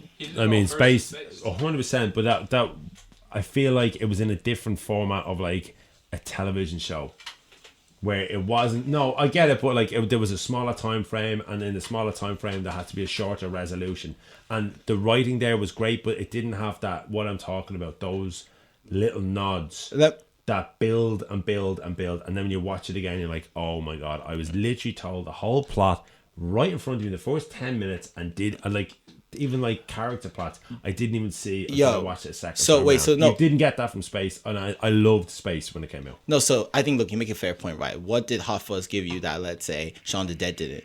Let's take yourself away from like there being like a truly mystery thriller element of Hot Fuzz that Shaun of the Dead didn't have. Let's say that the horror elements in Hot Fuzz are much better executed than Shaun of the Dead. Let's pause that for a second, which I would say those things to be true. There's just a sharper turn, that's all. So my thing is, if you're asking what it didn't give, for me, Hot Fuzz, while it did a lot of stuff new in terms of the style, the setting, the set pieces, the action pieces, done a lot more effectively. Hot Fuzz doesn't need to do anything new than Shaun of the Dead. It just needs to do it better for me to give it that score. So my thing is, if we're having a question of the new, let me just answer that new question, right? If we park that, for me, for it to be better, it just needs to do it better. Now let's talk about what it does better. Because for me, it doesn't need to do a bunch of new stuff if it's better than Shaun of the Dead and what it did. Dialogue in the script is not better. The whole police force feels like a carry-on film where they just keep doing the same kind of job. It felt like a sketch show where just, you do that kind of half line, you do that kind of half line, you do that kind of half line. Okay, and then we keep going with the plot. This is wild to me. It's your man from the country who no one can understand. You won't be a mad dirty, your man being a stupid idiot, and then the dad pretending that's going on. And every time that they are brought onto the scene, they do the exact same thing. And by the fourth or fifth time, you're like, I know what's gonna fucking happen. I'll even push back. I think Shaun of the Dead has one character, has a proper character arc and growth. I think Hot Fuzz gives you like 4. I think in terms of the actual cast and what we dive into, 2. Well, you get a resolution. There's no arc. There's a resolution. So you're saying Simon Pegg didn't have an arc? He has an arc, but he doesn't have 4 or 5 people. You're saying the two boys do like they do in all the films. No, in Shaun of the Dead, he didn't have a fucking. Nick Frost didn't have an arc in Shaun of the Dead. Yeah, he did. He turned into a fucking stupid gobshite and a sacrificial dude, and then he has the end where he's a fucking zombie. And he ends up in a funny way being exactly who he was, but being liked for what he is just a fucking mindless fucking zombie who just plays computer games all day. But he had that fucking tense moment where he fucking changed. But he had that one moment where he did something heroic. That's not what the arc is. The same in fucking Hot Fuzz when he has to shoot his or go after his elbow. No, the whole movie in terms of what he viewed it to be, what he viewed as a police officer by the end, in terms of what he actually viewed it as, that was the arc. And every moment Simon Pegg was trying to teach, it's a beautiful story of these two best friends teaching and learning from each other, because they were both at opposite ends of the spectrum, and by the end they meet in the middle. It's really poetic that way. Exact same as Shaun of the Dead, bro. It's not, no, because Shaun of the Dead, Shaun's like, yo, you fucking, you need to get your fucking life in order, bro. I can't keep doing this with you. Blah, you're my bummy ass mate who's not doing nothing. And then the last 10 minutes he does his sacrifice. Okay. And same thing in Hot Fuzz. No, but it's not even. There's no. It's not. He knows. It's not. It's not. Mad pressed. It's not gradual, man. Like I think Shaun of the Dead. I think you need to watch for it the again. most part lacks the sophistication, the nuance, and the pacing of Hot Fuzz. That's Pacing what I would is way say. better than Shaun of I'll the say something about Shaun of the Dead. It's amazing all the winks and the hints and the nods and stuff they have at the start of the film. I think Hot Fuzz is much better gradually building this sense of like anxiety, stress, and what's going on. And it builds it slowly and crescendos, I think, a lot more strongly. But since we have Doug here, who's an expert in all three of these films, Speak on it. do you just want to come argue a little bit for the third one? Just a little bit. You don't even need to say it's the best. Talk your shit, hombre. Today. Yeah, come down, sit with me, bro. Don't drink his drink. Catch mad shit out that glass. So, end of the world. The world ends. The world's end. I think the world. I think a lot of people don't give it its Fair shake. Okay. It's fairly different to Shaun of the Dead and Hot Fuzz, because Hot Fuzz and Shaun of the Dead are like, they're very comparable kinds of movies. They're both the same kind of comedy. Yeah. They're almost like Hot Fuzz is like a comedy mystery, but then like they're both kind of spoof comedies. The World's End isn't quite as overtly a spoof comedy. You don't feel it like leans on the disaster film as much? No, it's not leaning on disaster films. It's leaning on like fight movies, Jackie Chan fight movies. Yeah. They directly reference a bunch of Jackie Chan fight scenes in the movie. They directly recreate them through the fight scenes. Right. The fight scenes are where it really stands out. Okay. But my favorite thing about the third one is if you show it to someone and tell them just nothing about it. So you've seen it, right? Yeah. Where it's turns out the whole everyone's a fucking robot alien thing. If you take someone into it not telling them anything about it, there's not a single hint for the entire like first half hour of the movie That's gonna happen. Yeah. You're just like, oh, it's a comedy about a bunch of guys going on the Golden Mile and this guy's kind of fucking depressive. Yeah. And then randomly he gets into a fight with a kid in a bathroom and his head pops off. Yeah. And you're like, yeah. if you show that, it's so great. I've done it to like 3 people where you show No it to one them. can And know the where first time you get twist that, they're like, is this a fucking dream? What's going on? And then like that's the rest of the movie. Yeah, so you feel like there's like it's 2 films in one nearly. It's just like it's just its own thing, but it does also do that thing that the other movies did, where it tells you the whole plot at the start. Yeah.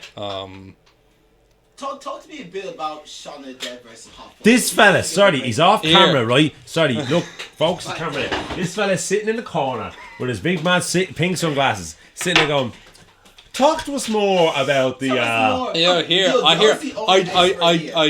don't think it's a good argument to say that this thing did it first, therefore it's better, but Shaun of the Dead is better. I get off my seat. Dougie, you keep your seat, bro. Say why. No, in fairness, really quickly, just tell me why. Because here's the you thing, think Doug Shaun of knows the his Dead films. gets stronger. Talk to us. You wouldn't have said that if I said Hot Fuzz. No, I wouldn't have. No, No, you I'm wouldn't. depressed. But please, give us just like succinctly why you feel Shaun of the Dead. I think Tell us more why I'm right, is what I'm really saying here.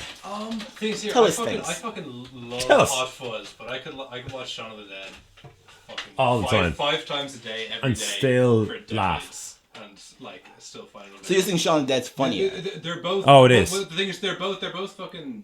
I would even agree. They're both really, really good. They're both really well crafted stories. Every like payoff is like set up fucking miles Ages ago. wide. Yeah. If you rewatch Hot Fuzz or if you rewatch Shaun of the Dead, everything about it you see like set up. It's like perfectly fucking tied up. Everything's referenced fully. There's like not a wasted moment. They're always setting something up or paying something up. I would say something. You said Shaun of the Dead is funnier. I It is. absolutely agree. But it's a comedy, so therefore it's a better film. I guess my thing is, if you're talking about, let's say, I think Shaun of the Dead is tackling, it's a comedy and it's kind of touching on zombie movies. But it's also I think- touching on turning 30 and doing nothing with your life and ending up a zombie in life. No, of course, I'm not talking about the And I big... don't feel like there's anything, and this is what we're talking go back with the music wise of like, there's nothing accessible about Hot Fuzz for me. Where I'm like, I would never be in that position. What? A mostly stunted man who doesn't know how to express himself in adulthood? Yeah, but hold on. And that's Bro, a- you that's a- Irish. You got Irish relatives. You that's tell a me you don't dig. know about That's a mostly dig. stunted no. men? And you think Sean isn't? But I'm saying that Hot Fuzz at least has that. Yeah, true but point he's where you about find this that like relatability. he's about this guy who's really fucking whopper his job and just can't turn off. Does that fucking sound like me, bro? No. Shaun of the Dead is like this. No, but I feel like everybody at some stage in life has felt like Sean. Like, I fucking hate my job. I'm losing this girl that's fucking way too good for me, and I don't know what the fuck I'm doing with my life. And the last thing I need to happen right now is a fucking zombie apocalypse. And I feel like there's more like people who Then are it like, was the best thing that happened.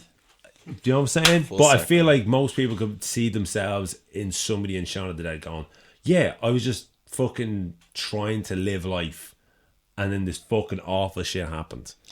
And they can place themselves in whoever character ends up in that bowser. If I can say my closing statement for Hot Fuzz, I Talk to think me.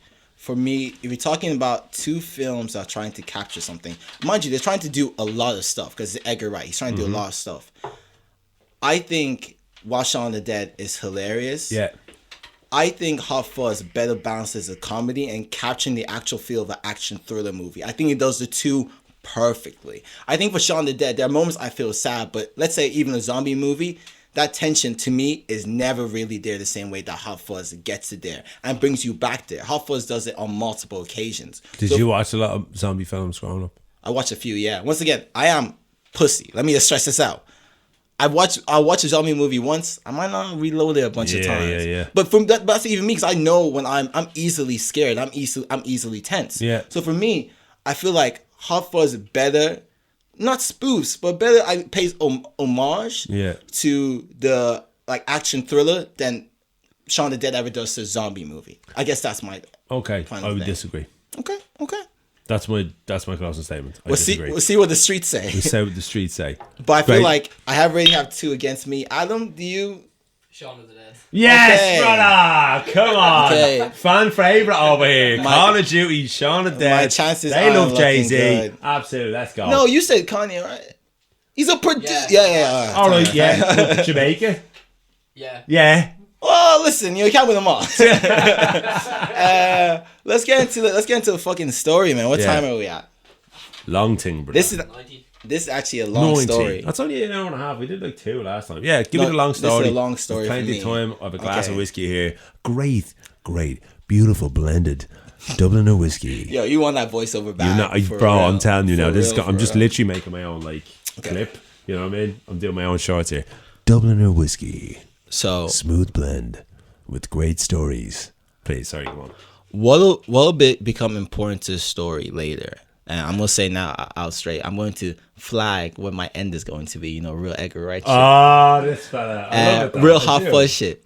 So Real hot girl shit. I reached the point I think when I was like 20, 21 that I was very much done with like not to say done, but I wasn't as keen on like let's say random sex with strangers, right? I reached a point where I was At like 21.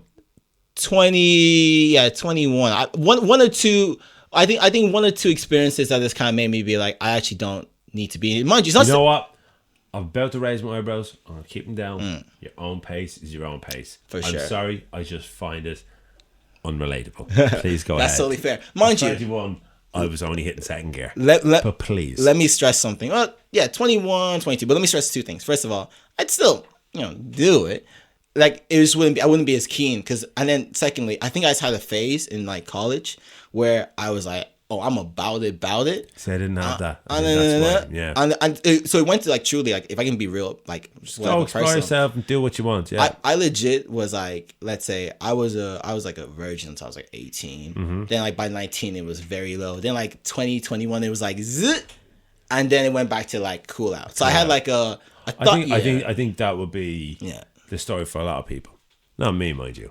but But so let me say now. So for me, but like I was really into like kiss someone, do a little bit, and I'm like go do my own thing, right? Mm-hmm. So later in this story, I have the bro, option. getting a smooch on a night out, bro, very underrated. Love a little- kiss. Oh, Love a it's a little kiss. where, bro.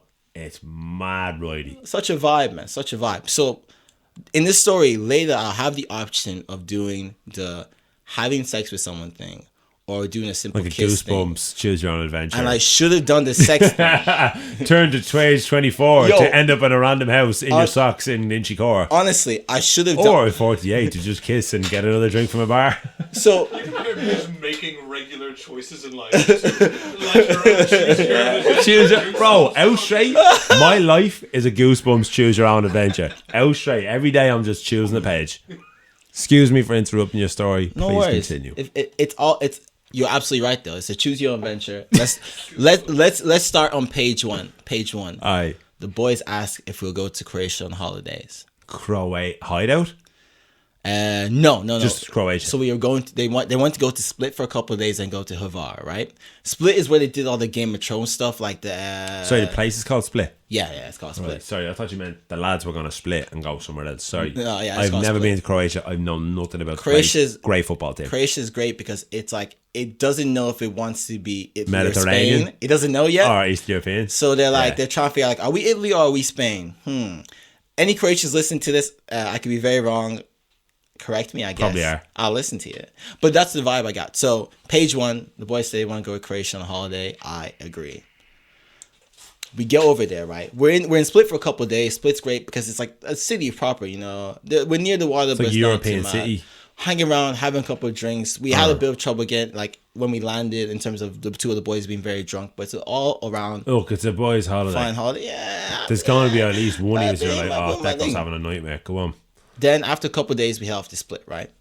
Now in Split, the boys been talking about doing this one thing for ages, which was you rent out a boat and a guy comes with you, and you go out to sea, and then he'll kind of teach you how to drive, all this kind of stuff. It's a big boat, costs a large amount of money, mind you. I am, for one, a black male, so swimming, water. Well, this boat. going to carry on. Yeah, I've seen enough films. So I had one rule. I had one rule when we were over there. I said, no matter what we do not let Rory drive this boat. That's the only thing I care Rory, about. you ain't driving this thing, bro. I said, I'll do it because it costs a large amount of money to rent it. I said, do not let Rory drive this boat. And the boys you are gonna like, fuck of it up? course. Like, look, Rory's gonna go drive it. It's fine. We'll have a guy with us, even if Rory, like, I'm like, no, you can't drive it. Like, fine, don't worry. If Rory won't drive it, we'll go out. He'll just hang around. Look, He'll liability, drink. this fella, I feel. He is chaos incarnate.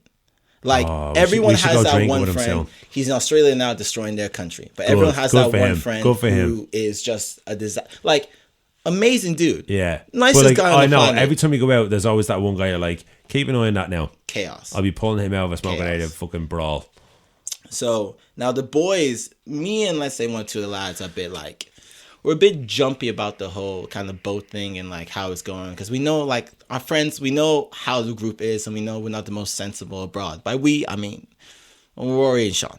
But we get to the place for the boat, we get to the place to rent the boat and everything, and the lads are talking to your man there, away from everyone else. I'm like, they're seeming real sneaky the way they're talking. Yeah. Real Whoa, secretive. what's going on here? What's going on? So I buzz up, and they're talking like, no, come on, bro, we'll give you money. Oh, no, that's not what you want to hear. And we're like, what's going on? No. And then Bring the shotgun. He's like, no, I can't. the guy's like, let me go see something. He goes to a Oh, phone he's got call. the shotgun. So Sean comes back. He's like, look. We're going to give that guy a bit of extra money. He's going to let us take the boat by ourselves. He's going to, we're give him a bit of Already extra on the money. wrong page of this choose your own course, adventure man. story. Now here's Already you've made it bad. Here's the thing. They say page 8 or 24. Page 8, go back to your, cause I was saying a separate accommodation. Go back, do something else. Go on the Tinder. mad for that, aren't figure you? out. Oh yeah. A separate thing. No separate thing, man. You're right, though. I'm big into sleeping on holidays. I'm not like 10 a.m. activities. I'm good. 1 o'clock. Boys. I'm good. I'm 1 not. o'clock. I've never seen a hotel breakfast in my life. I don't plan to. Dude, the boys hate me because I swear I would be in the bathroom. Like when we went to Ibiza the first time together, I would be in the bathroom reading my book, and they're like, "You're wanking in there, aren't you?" I'm like, "No, I just been reading my book." It's called culture. I came out with my Look book. it up. And they're like, "You're wanking." They couldn't like fathom the idea of me reading the book yeah, for like you're like, 15, no, 20 I've minutes. already had a Tom Hank. Like, I'm no. now reading my book. You're not wanking when I you're on already took holidays. care of that. All No, right? you're not being your schmeat when you're on holidays with your boys, man. Because you need to. Yeah, I know. Anyways, so they, so they say, like, look, Daffy, I promise you now. Me and Kyle are the ones giving pushback. Like, we promise you now, no matter what, Rory is not going to drive this thing. Liam, he's a mechanic. He can drive. All right. So Liam will drive, Sean will drive. We promise you, no matter what, Rory will not drive this thing. The guy comes back to us. The person who works at the boat company. He's like, listen, let me background in Havara real quick. Havara is really strict. So Split, very chill, laxy daisy, whatever. Tourist town. Havara, if you're at the beach with your top off, that's a fine. You can't have your top What? off. You can't have your top Bro, off. I'm never going there. Me, of all people. I'm doing 10 years straight up. It's beautiful. Doing but push-ups. They're very strict. Like you can't be like drinking in public spaces. Like we're not becoming a Bro, this sounds boozy like the tourist most spot. anti-mango place I've ever heard in my life. Can't drink in public. Yeah. Can't take your top off. Shout out Croatia. I'm never going to. No, you can Havar? go to Split. Split is amazing. Havar, maybe avoid. So your man says, look, if they see, like you need a license to drive a boat. If they see you driving this boat, it's a €2,000 fine. No. I might lose my license. He's like, if you guys are sure you want to do this, I can hop on the boat. We can drive to an island where my friend is. I'll get off the boat. Then you guys can drive off, and I'll show you instructions on how to use it. And then just come back to the island. And then come back to the island, and then we'll drive in together. The boys are like, Daffy, I promise you, I swear to you, Rory will not drive this boat. I promise you. And I'm like, I just Why don't. do all his stories stress me out before you? No, this story is just stress from stress to stress. It gets Okay, worse. great. So, in the end, they wear me down because once again, I have for that holiday been a bit not like the dry shite, but I've been slow to stuff. Sensible. They're like, oh, we're having a morning hike. I'm like, I'm reading my book. Yeah. Oh, we're A doing hike on a holiday. A hike. you That's know not what a I'm saying? holiday to you. No, it sounds like a mad walk. It's a lot of effort.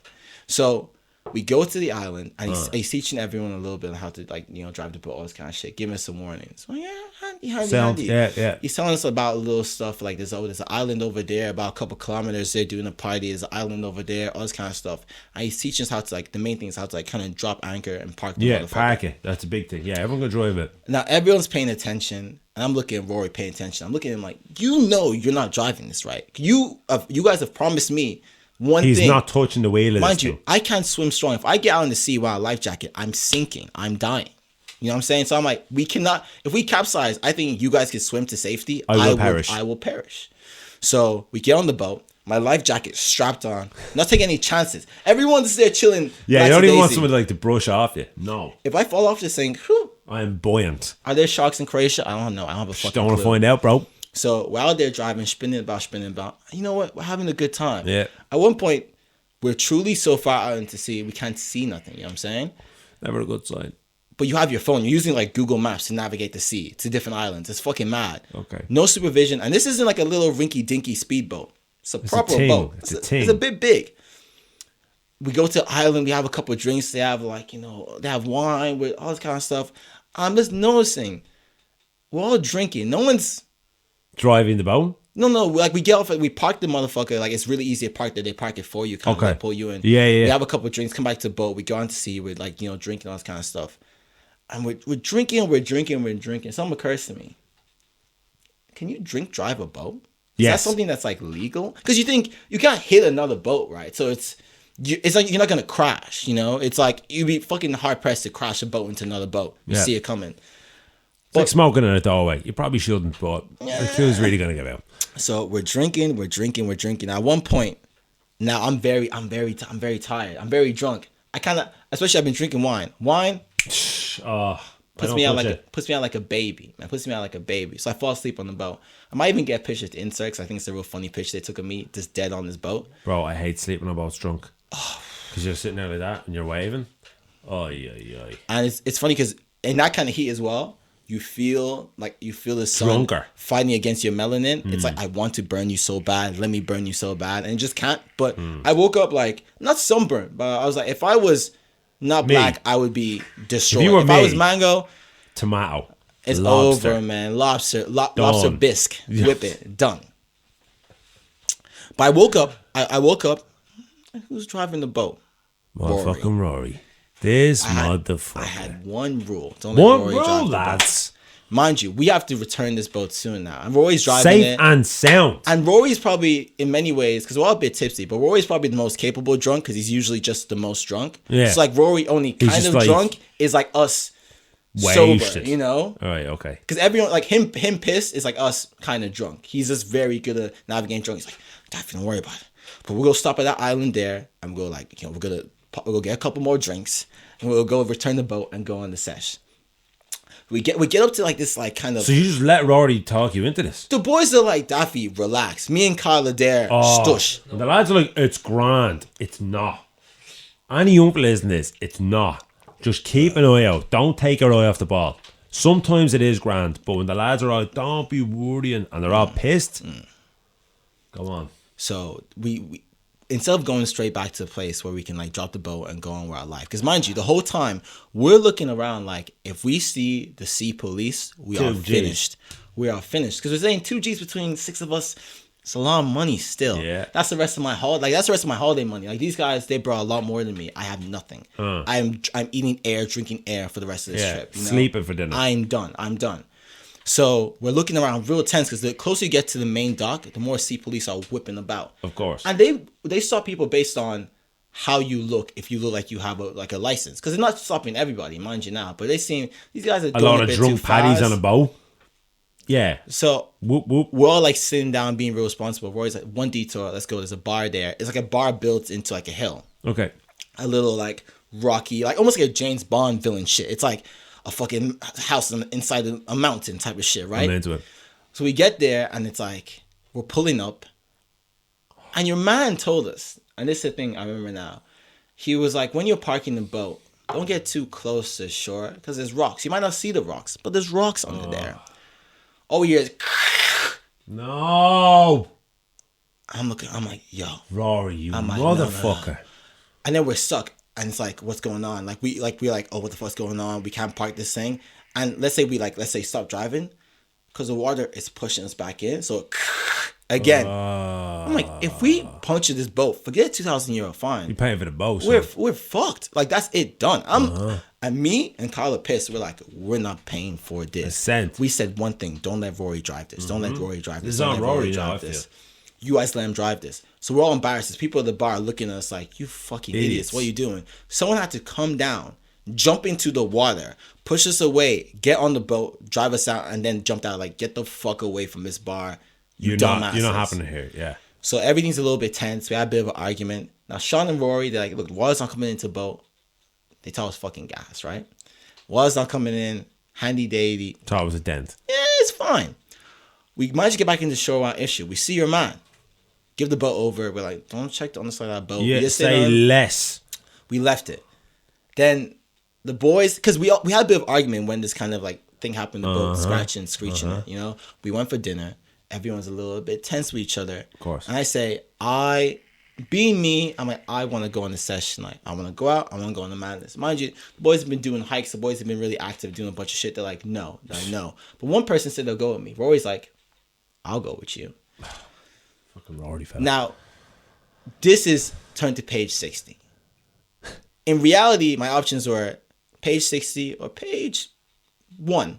Go back to sleep, reset the day, reset the game. Just go again. Because I should have known that if only Rory's asking to go out with me, it's bad gonna be a omen. mad thing. It's a bad. Yeah. He's on a bad streak right now, you know, with the whole boat thing. So I say, but All I want a bop, I want a boogie. You had it in your bones, bro. I turned to page 60, right? There's no talking you over.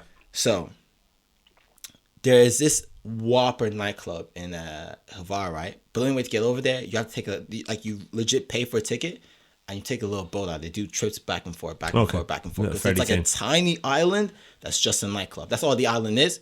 The whole island itself is a nightclub. I can't believe that a place that is so anti-mango is literally an island nightclub. Sounds All, where I want it. all you got to know, the thing is like that. Sounds like a dichotomy. All Like the thing this is exactly where you want to go, but everything about it means you can't go. But it's out like it's an island off Havar. So there, tops off, do whatever you want, right? So we're going to the island nightclub, and I end up talking to this young chick, right? Really tall girl. I'm talking like 6'2", 6'3". Yeah. Now, mind you, it's never a hurdle. I'm not insecure man. My missus is the same height, slightly smaller than me, but roughly the Tall same height. girls are really hot, man. Oh, it's a wave, man. It's absolutely the wave. Yo, shout out girls all are tall great. girls right now. Yo, man. Shout out all girls, but yo, tall girls. Specifically shout out. tall girls. Shouts out to y'all, man. This is your moment right now. Cheers to y'all. Cheers. So me and this Yank are talking, yeah? Really nice girl. Having a bit of chats, having a bit of like a bit of a flirting thing, you know what I'm saying? And she's drunk, but I'm drunk. We wave. We having a good time. Yeah, This is buzzing. on the boat over. Yeah. Oh, okay. It's kind of thing that we exchanged like contact details, like in terms of Instagrams. Mind you, I didn't have no 4G at the time or something, so I just like typed it into my phone. This will become relevant later, right? But then we get over there. We're having a bit of a party, having a bit of a bit of bop. Having a bit of a bop, and I end up talking to like one group of people, right? And there's a girl in that group that is very much for it. She's like, yo, we're going back to mine later. We're having this little party thing. You need to come over. You need to come over. And I'm like, I don't know you. I'm in this foreign country. And then I see the tall Yank girl who nods to me. This is now a page 100, a page 120. Here's the issue. I think to myself, I don't want to do nothing too intense. I don't want to do nothing too committal. To me, it's like going back to this, going hang out with this Yank chick seems super chill. She seems super chill. This is a sensible choice. This is not even. This is like the non-horny choice. Therefore, it's a sensible, respectful choice. Yeah, I ain't It's going what to you that do. crazy party. I'm gonna hang out with this really lovely girl. Yeah, man. Because this other one, they're about it. It seemed a Yeah. bit rowdy. Like rowdy, in that kind of hot, You dangerous don't want way. to get really super fucked up But with rowdy strangers in a still. different country. Yes, exactly. So I go to Young Chick with her and her friend, whatever. We're talking for a bit, a little bit of kissing. It's chill. It's absolutely chill. I leave that because I was like, that's what I wanted. Wanted a bit of a bop. Wanted a bit of a kiss. I'm out. I'm happy. I'm happy, bro. A little light I'm holiday. happy thing. for you. So we're leaving on the boat back. I see a Young Chick and her mate, and her mate is with a guy. Here's the problem. The tall one, fucked. Oh no. Very, very, Done. very drunk. And I'm like, hey, and like, oh, come over here, grab me, come over here. No. And then we're on the boat back, so mind you, I can't leave nowhere, right? So we're on the boat back and we're all chatting. And she's like, yo, Getting the air burned off. she's you. like, yo, I'm gonna go with this guy. Like her friend, let's say her name's Susan. She's like, I'm gonna go with this guy. Can you? Can you make sure she gets back to the place safe? Yeah, cool. Just leave me with an extreme drunk girl that I just met tonight. I do not know this chick. Right? I do not know this chick. Like we was kissing, and She's picking all the wrong pages on her and novel. I feel like your one has some sense of radar. She's like, don't do nothing with her because she's very drunk. I'm like, you ain't gotta tell me nothing, bro. I don't want to be near this girl. She is. No, she get dropped off the door and peace. And then I think on that boat over or something, she a little da-da-da. So the drunkenness only got to a more level of fucked, Oh, right? fuck, right, Leave okay. it at that. I'm like, wait. Like, where y'all stay at? She's like, don't worry, she's fine. She got it. So, The just friend drop the pin. leaves with a guy, and then we're walking. She's like, okay. I'm like, look, I'll walk you back, whatever. Ain't nothing gonna happen. It's totally chill. I'm gonna walk you back. I'm gonna walk back to my I'm house. just gonna make sure you're good. Because I'm fucked up. If I'm fucked up and you're looking 10 times more fucked up than me, You it's a fucked up. whole different situation. So we're walking for a bit and we're talking. She's like, nothing's gonna happen. Of course. She's like, unless you want something to happen. I'm like, no. It's fine. Nope. And then we get to about, let's say, Havar in the end is a big enough island. We're walking about 20, 30 minutes. She goes, fuck. I'm like, what? She's like, I don't remember where I live. Amazing. What a fucking brilliant thing to be saying. So I'm like, yo, can you call your friend? My phone's dead. Amazing. It gets better.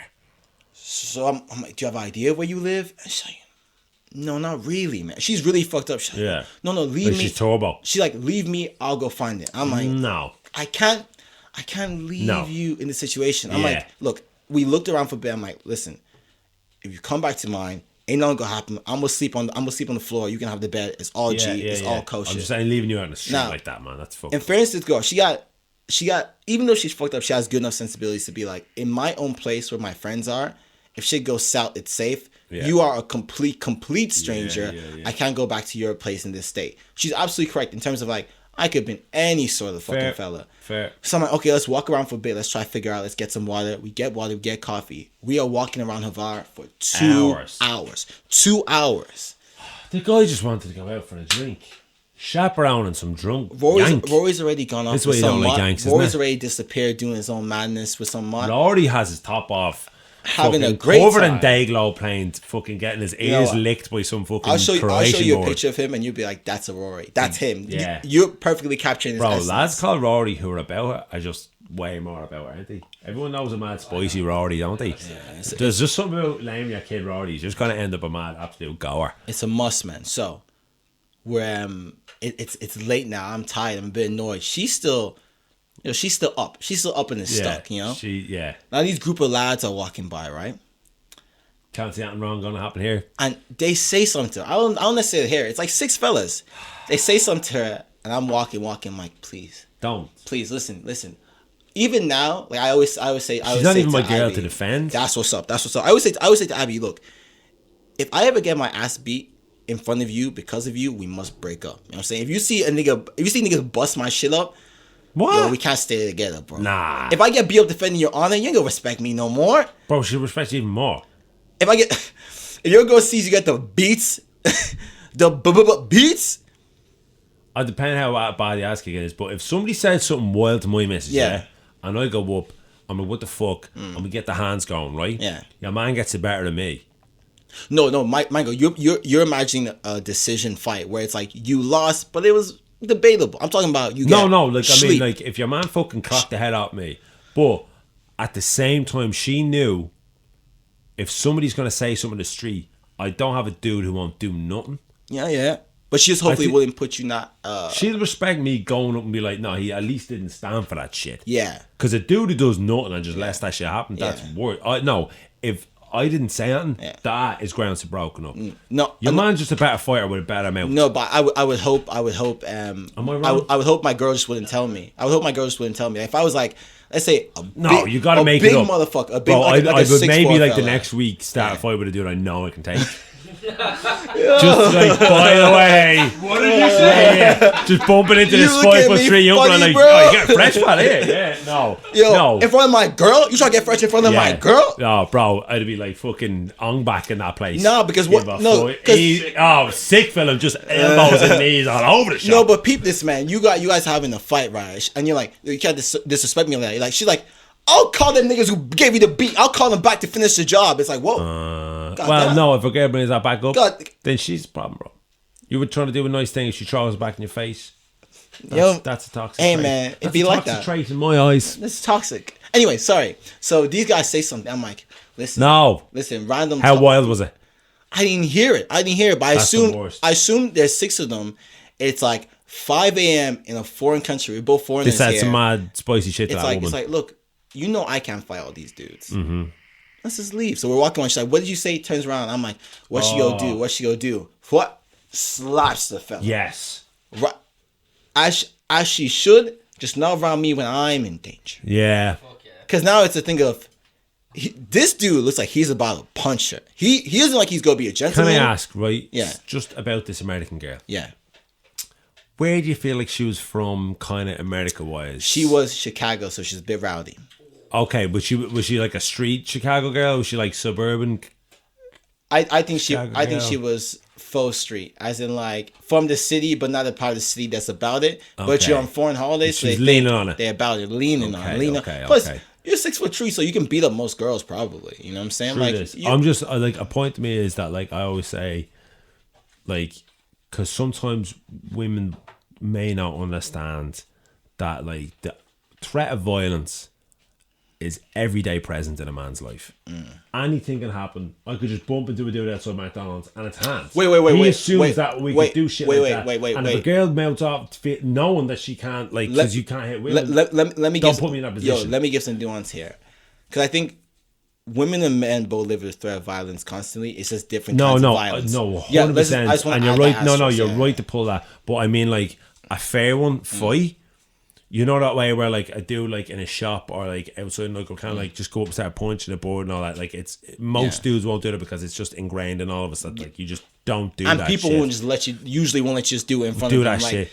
If I saw you find another fella, I didn't know you. I'm like, phone out. Oh, this is great. Straight up. If I saw a dude do that to a girl, obviously it's like, yo, we. No, I'm stopping jumping this. in. Yeah, Fuck this shit. Course, so, of course. like, yeah, like, I feel like sometimes you just need to be like, especially when there's a dude around, be like, if you kick off, like, I'm gonna get the head kicked off. Because I gotta fight these dudes, right? Yeah. So my thing is, she slaps this fella, and he's getting angry and irate, and they're all getting angry and irate, and I'm like, hey, can we? let's de-escalate here. I think we all had a couple of drinks, because she's not even like that, you know? Yeah. And it got to the point where I had to pick up this girl, mind you, much taller than me, and like walk away with her because she's trying to fight these 6 dudes.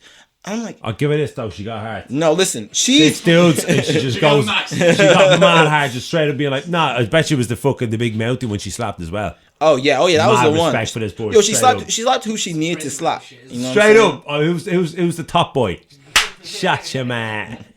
Anyway, go on. So eventually we get to a point where I'm like, look, let's just sit down for a bit and chill. You know, so we sit down at this park bench, and eventually she falls asleep. I'm like, okay, and eventually I fall asleep. I wake up, poof, gone in the night. The sun's up, it's daytime. I slept outside with this random person. My head's banging. The there's Croatian nothing sun worse. is just Kicking. like really beaming, really kicking, really fucking That's a kicking. different kind of hangover. Waking up outside, drunk on a farm. And the part of me is like, you feel God, scuzzy. I hope she's safe and okay. Yeah. You know? Now, mind you, a day or two later, I remember I actually took her Insta down on my phone, so I went to look her up, and she had posted on a story and Kicking, a lot. chilling.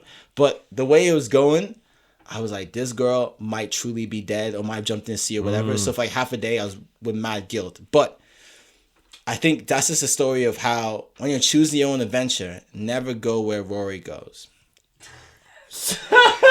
Never follow the Rory. Never follow the Rory or the group. Rory just put you in mad positions. Honestly, and in fairness, with the whole thing with that yank, that was on me for agreeing to go out when it was just me and Rory. I should have used sense. You know what the mad thing was? If you went back to that mad party, kicking. Peaceful night. LMFAO on the sound system, doing fucking beer bongs, fucking shots of Jaeger. And you know what? They had a couch to sleep on. You know what? You know the fucking problem? They were from New Zealand. I chose a yank. They're all dead over sound. people When are you from New picking yanks Zealand. over fucking No, Kiwis? I did it to myself, man. No, a you yank deserved over it. You Kiwi. deserved it. But look, Fucking mad. you did the right thing. You looked after the young one who was in a bad way. You survived a potential arse beating. And you didn't get fined for the boat crashing. Yeah. So I feel Croatia, like you success. it was a fucking mad ropey one, but you came out unscathed with a few lessons. A few lessons learned. And What's for the that- tune, dog? Listen, I've been trying to find it because, written. Am I saying that right? Writing. Writing, right? What's that? Time to turn the music up now. You know that song? Oh my God, that song. Jesus Christ. Yeah, no. that was what I was listening to. I'll send it to Adam and he'll play. But yeah, look, this has been episode 6.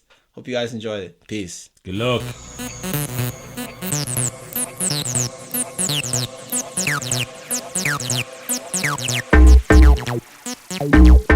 And it just goes on. Time to make the club go up. Time to shut the club down. This is not how I woke up, but it's how I look now. If you leave with me, we'll be on till morn.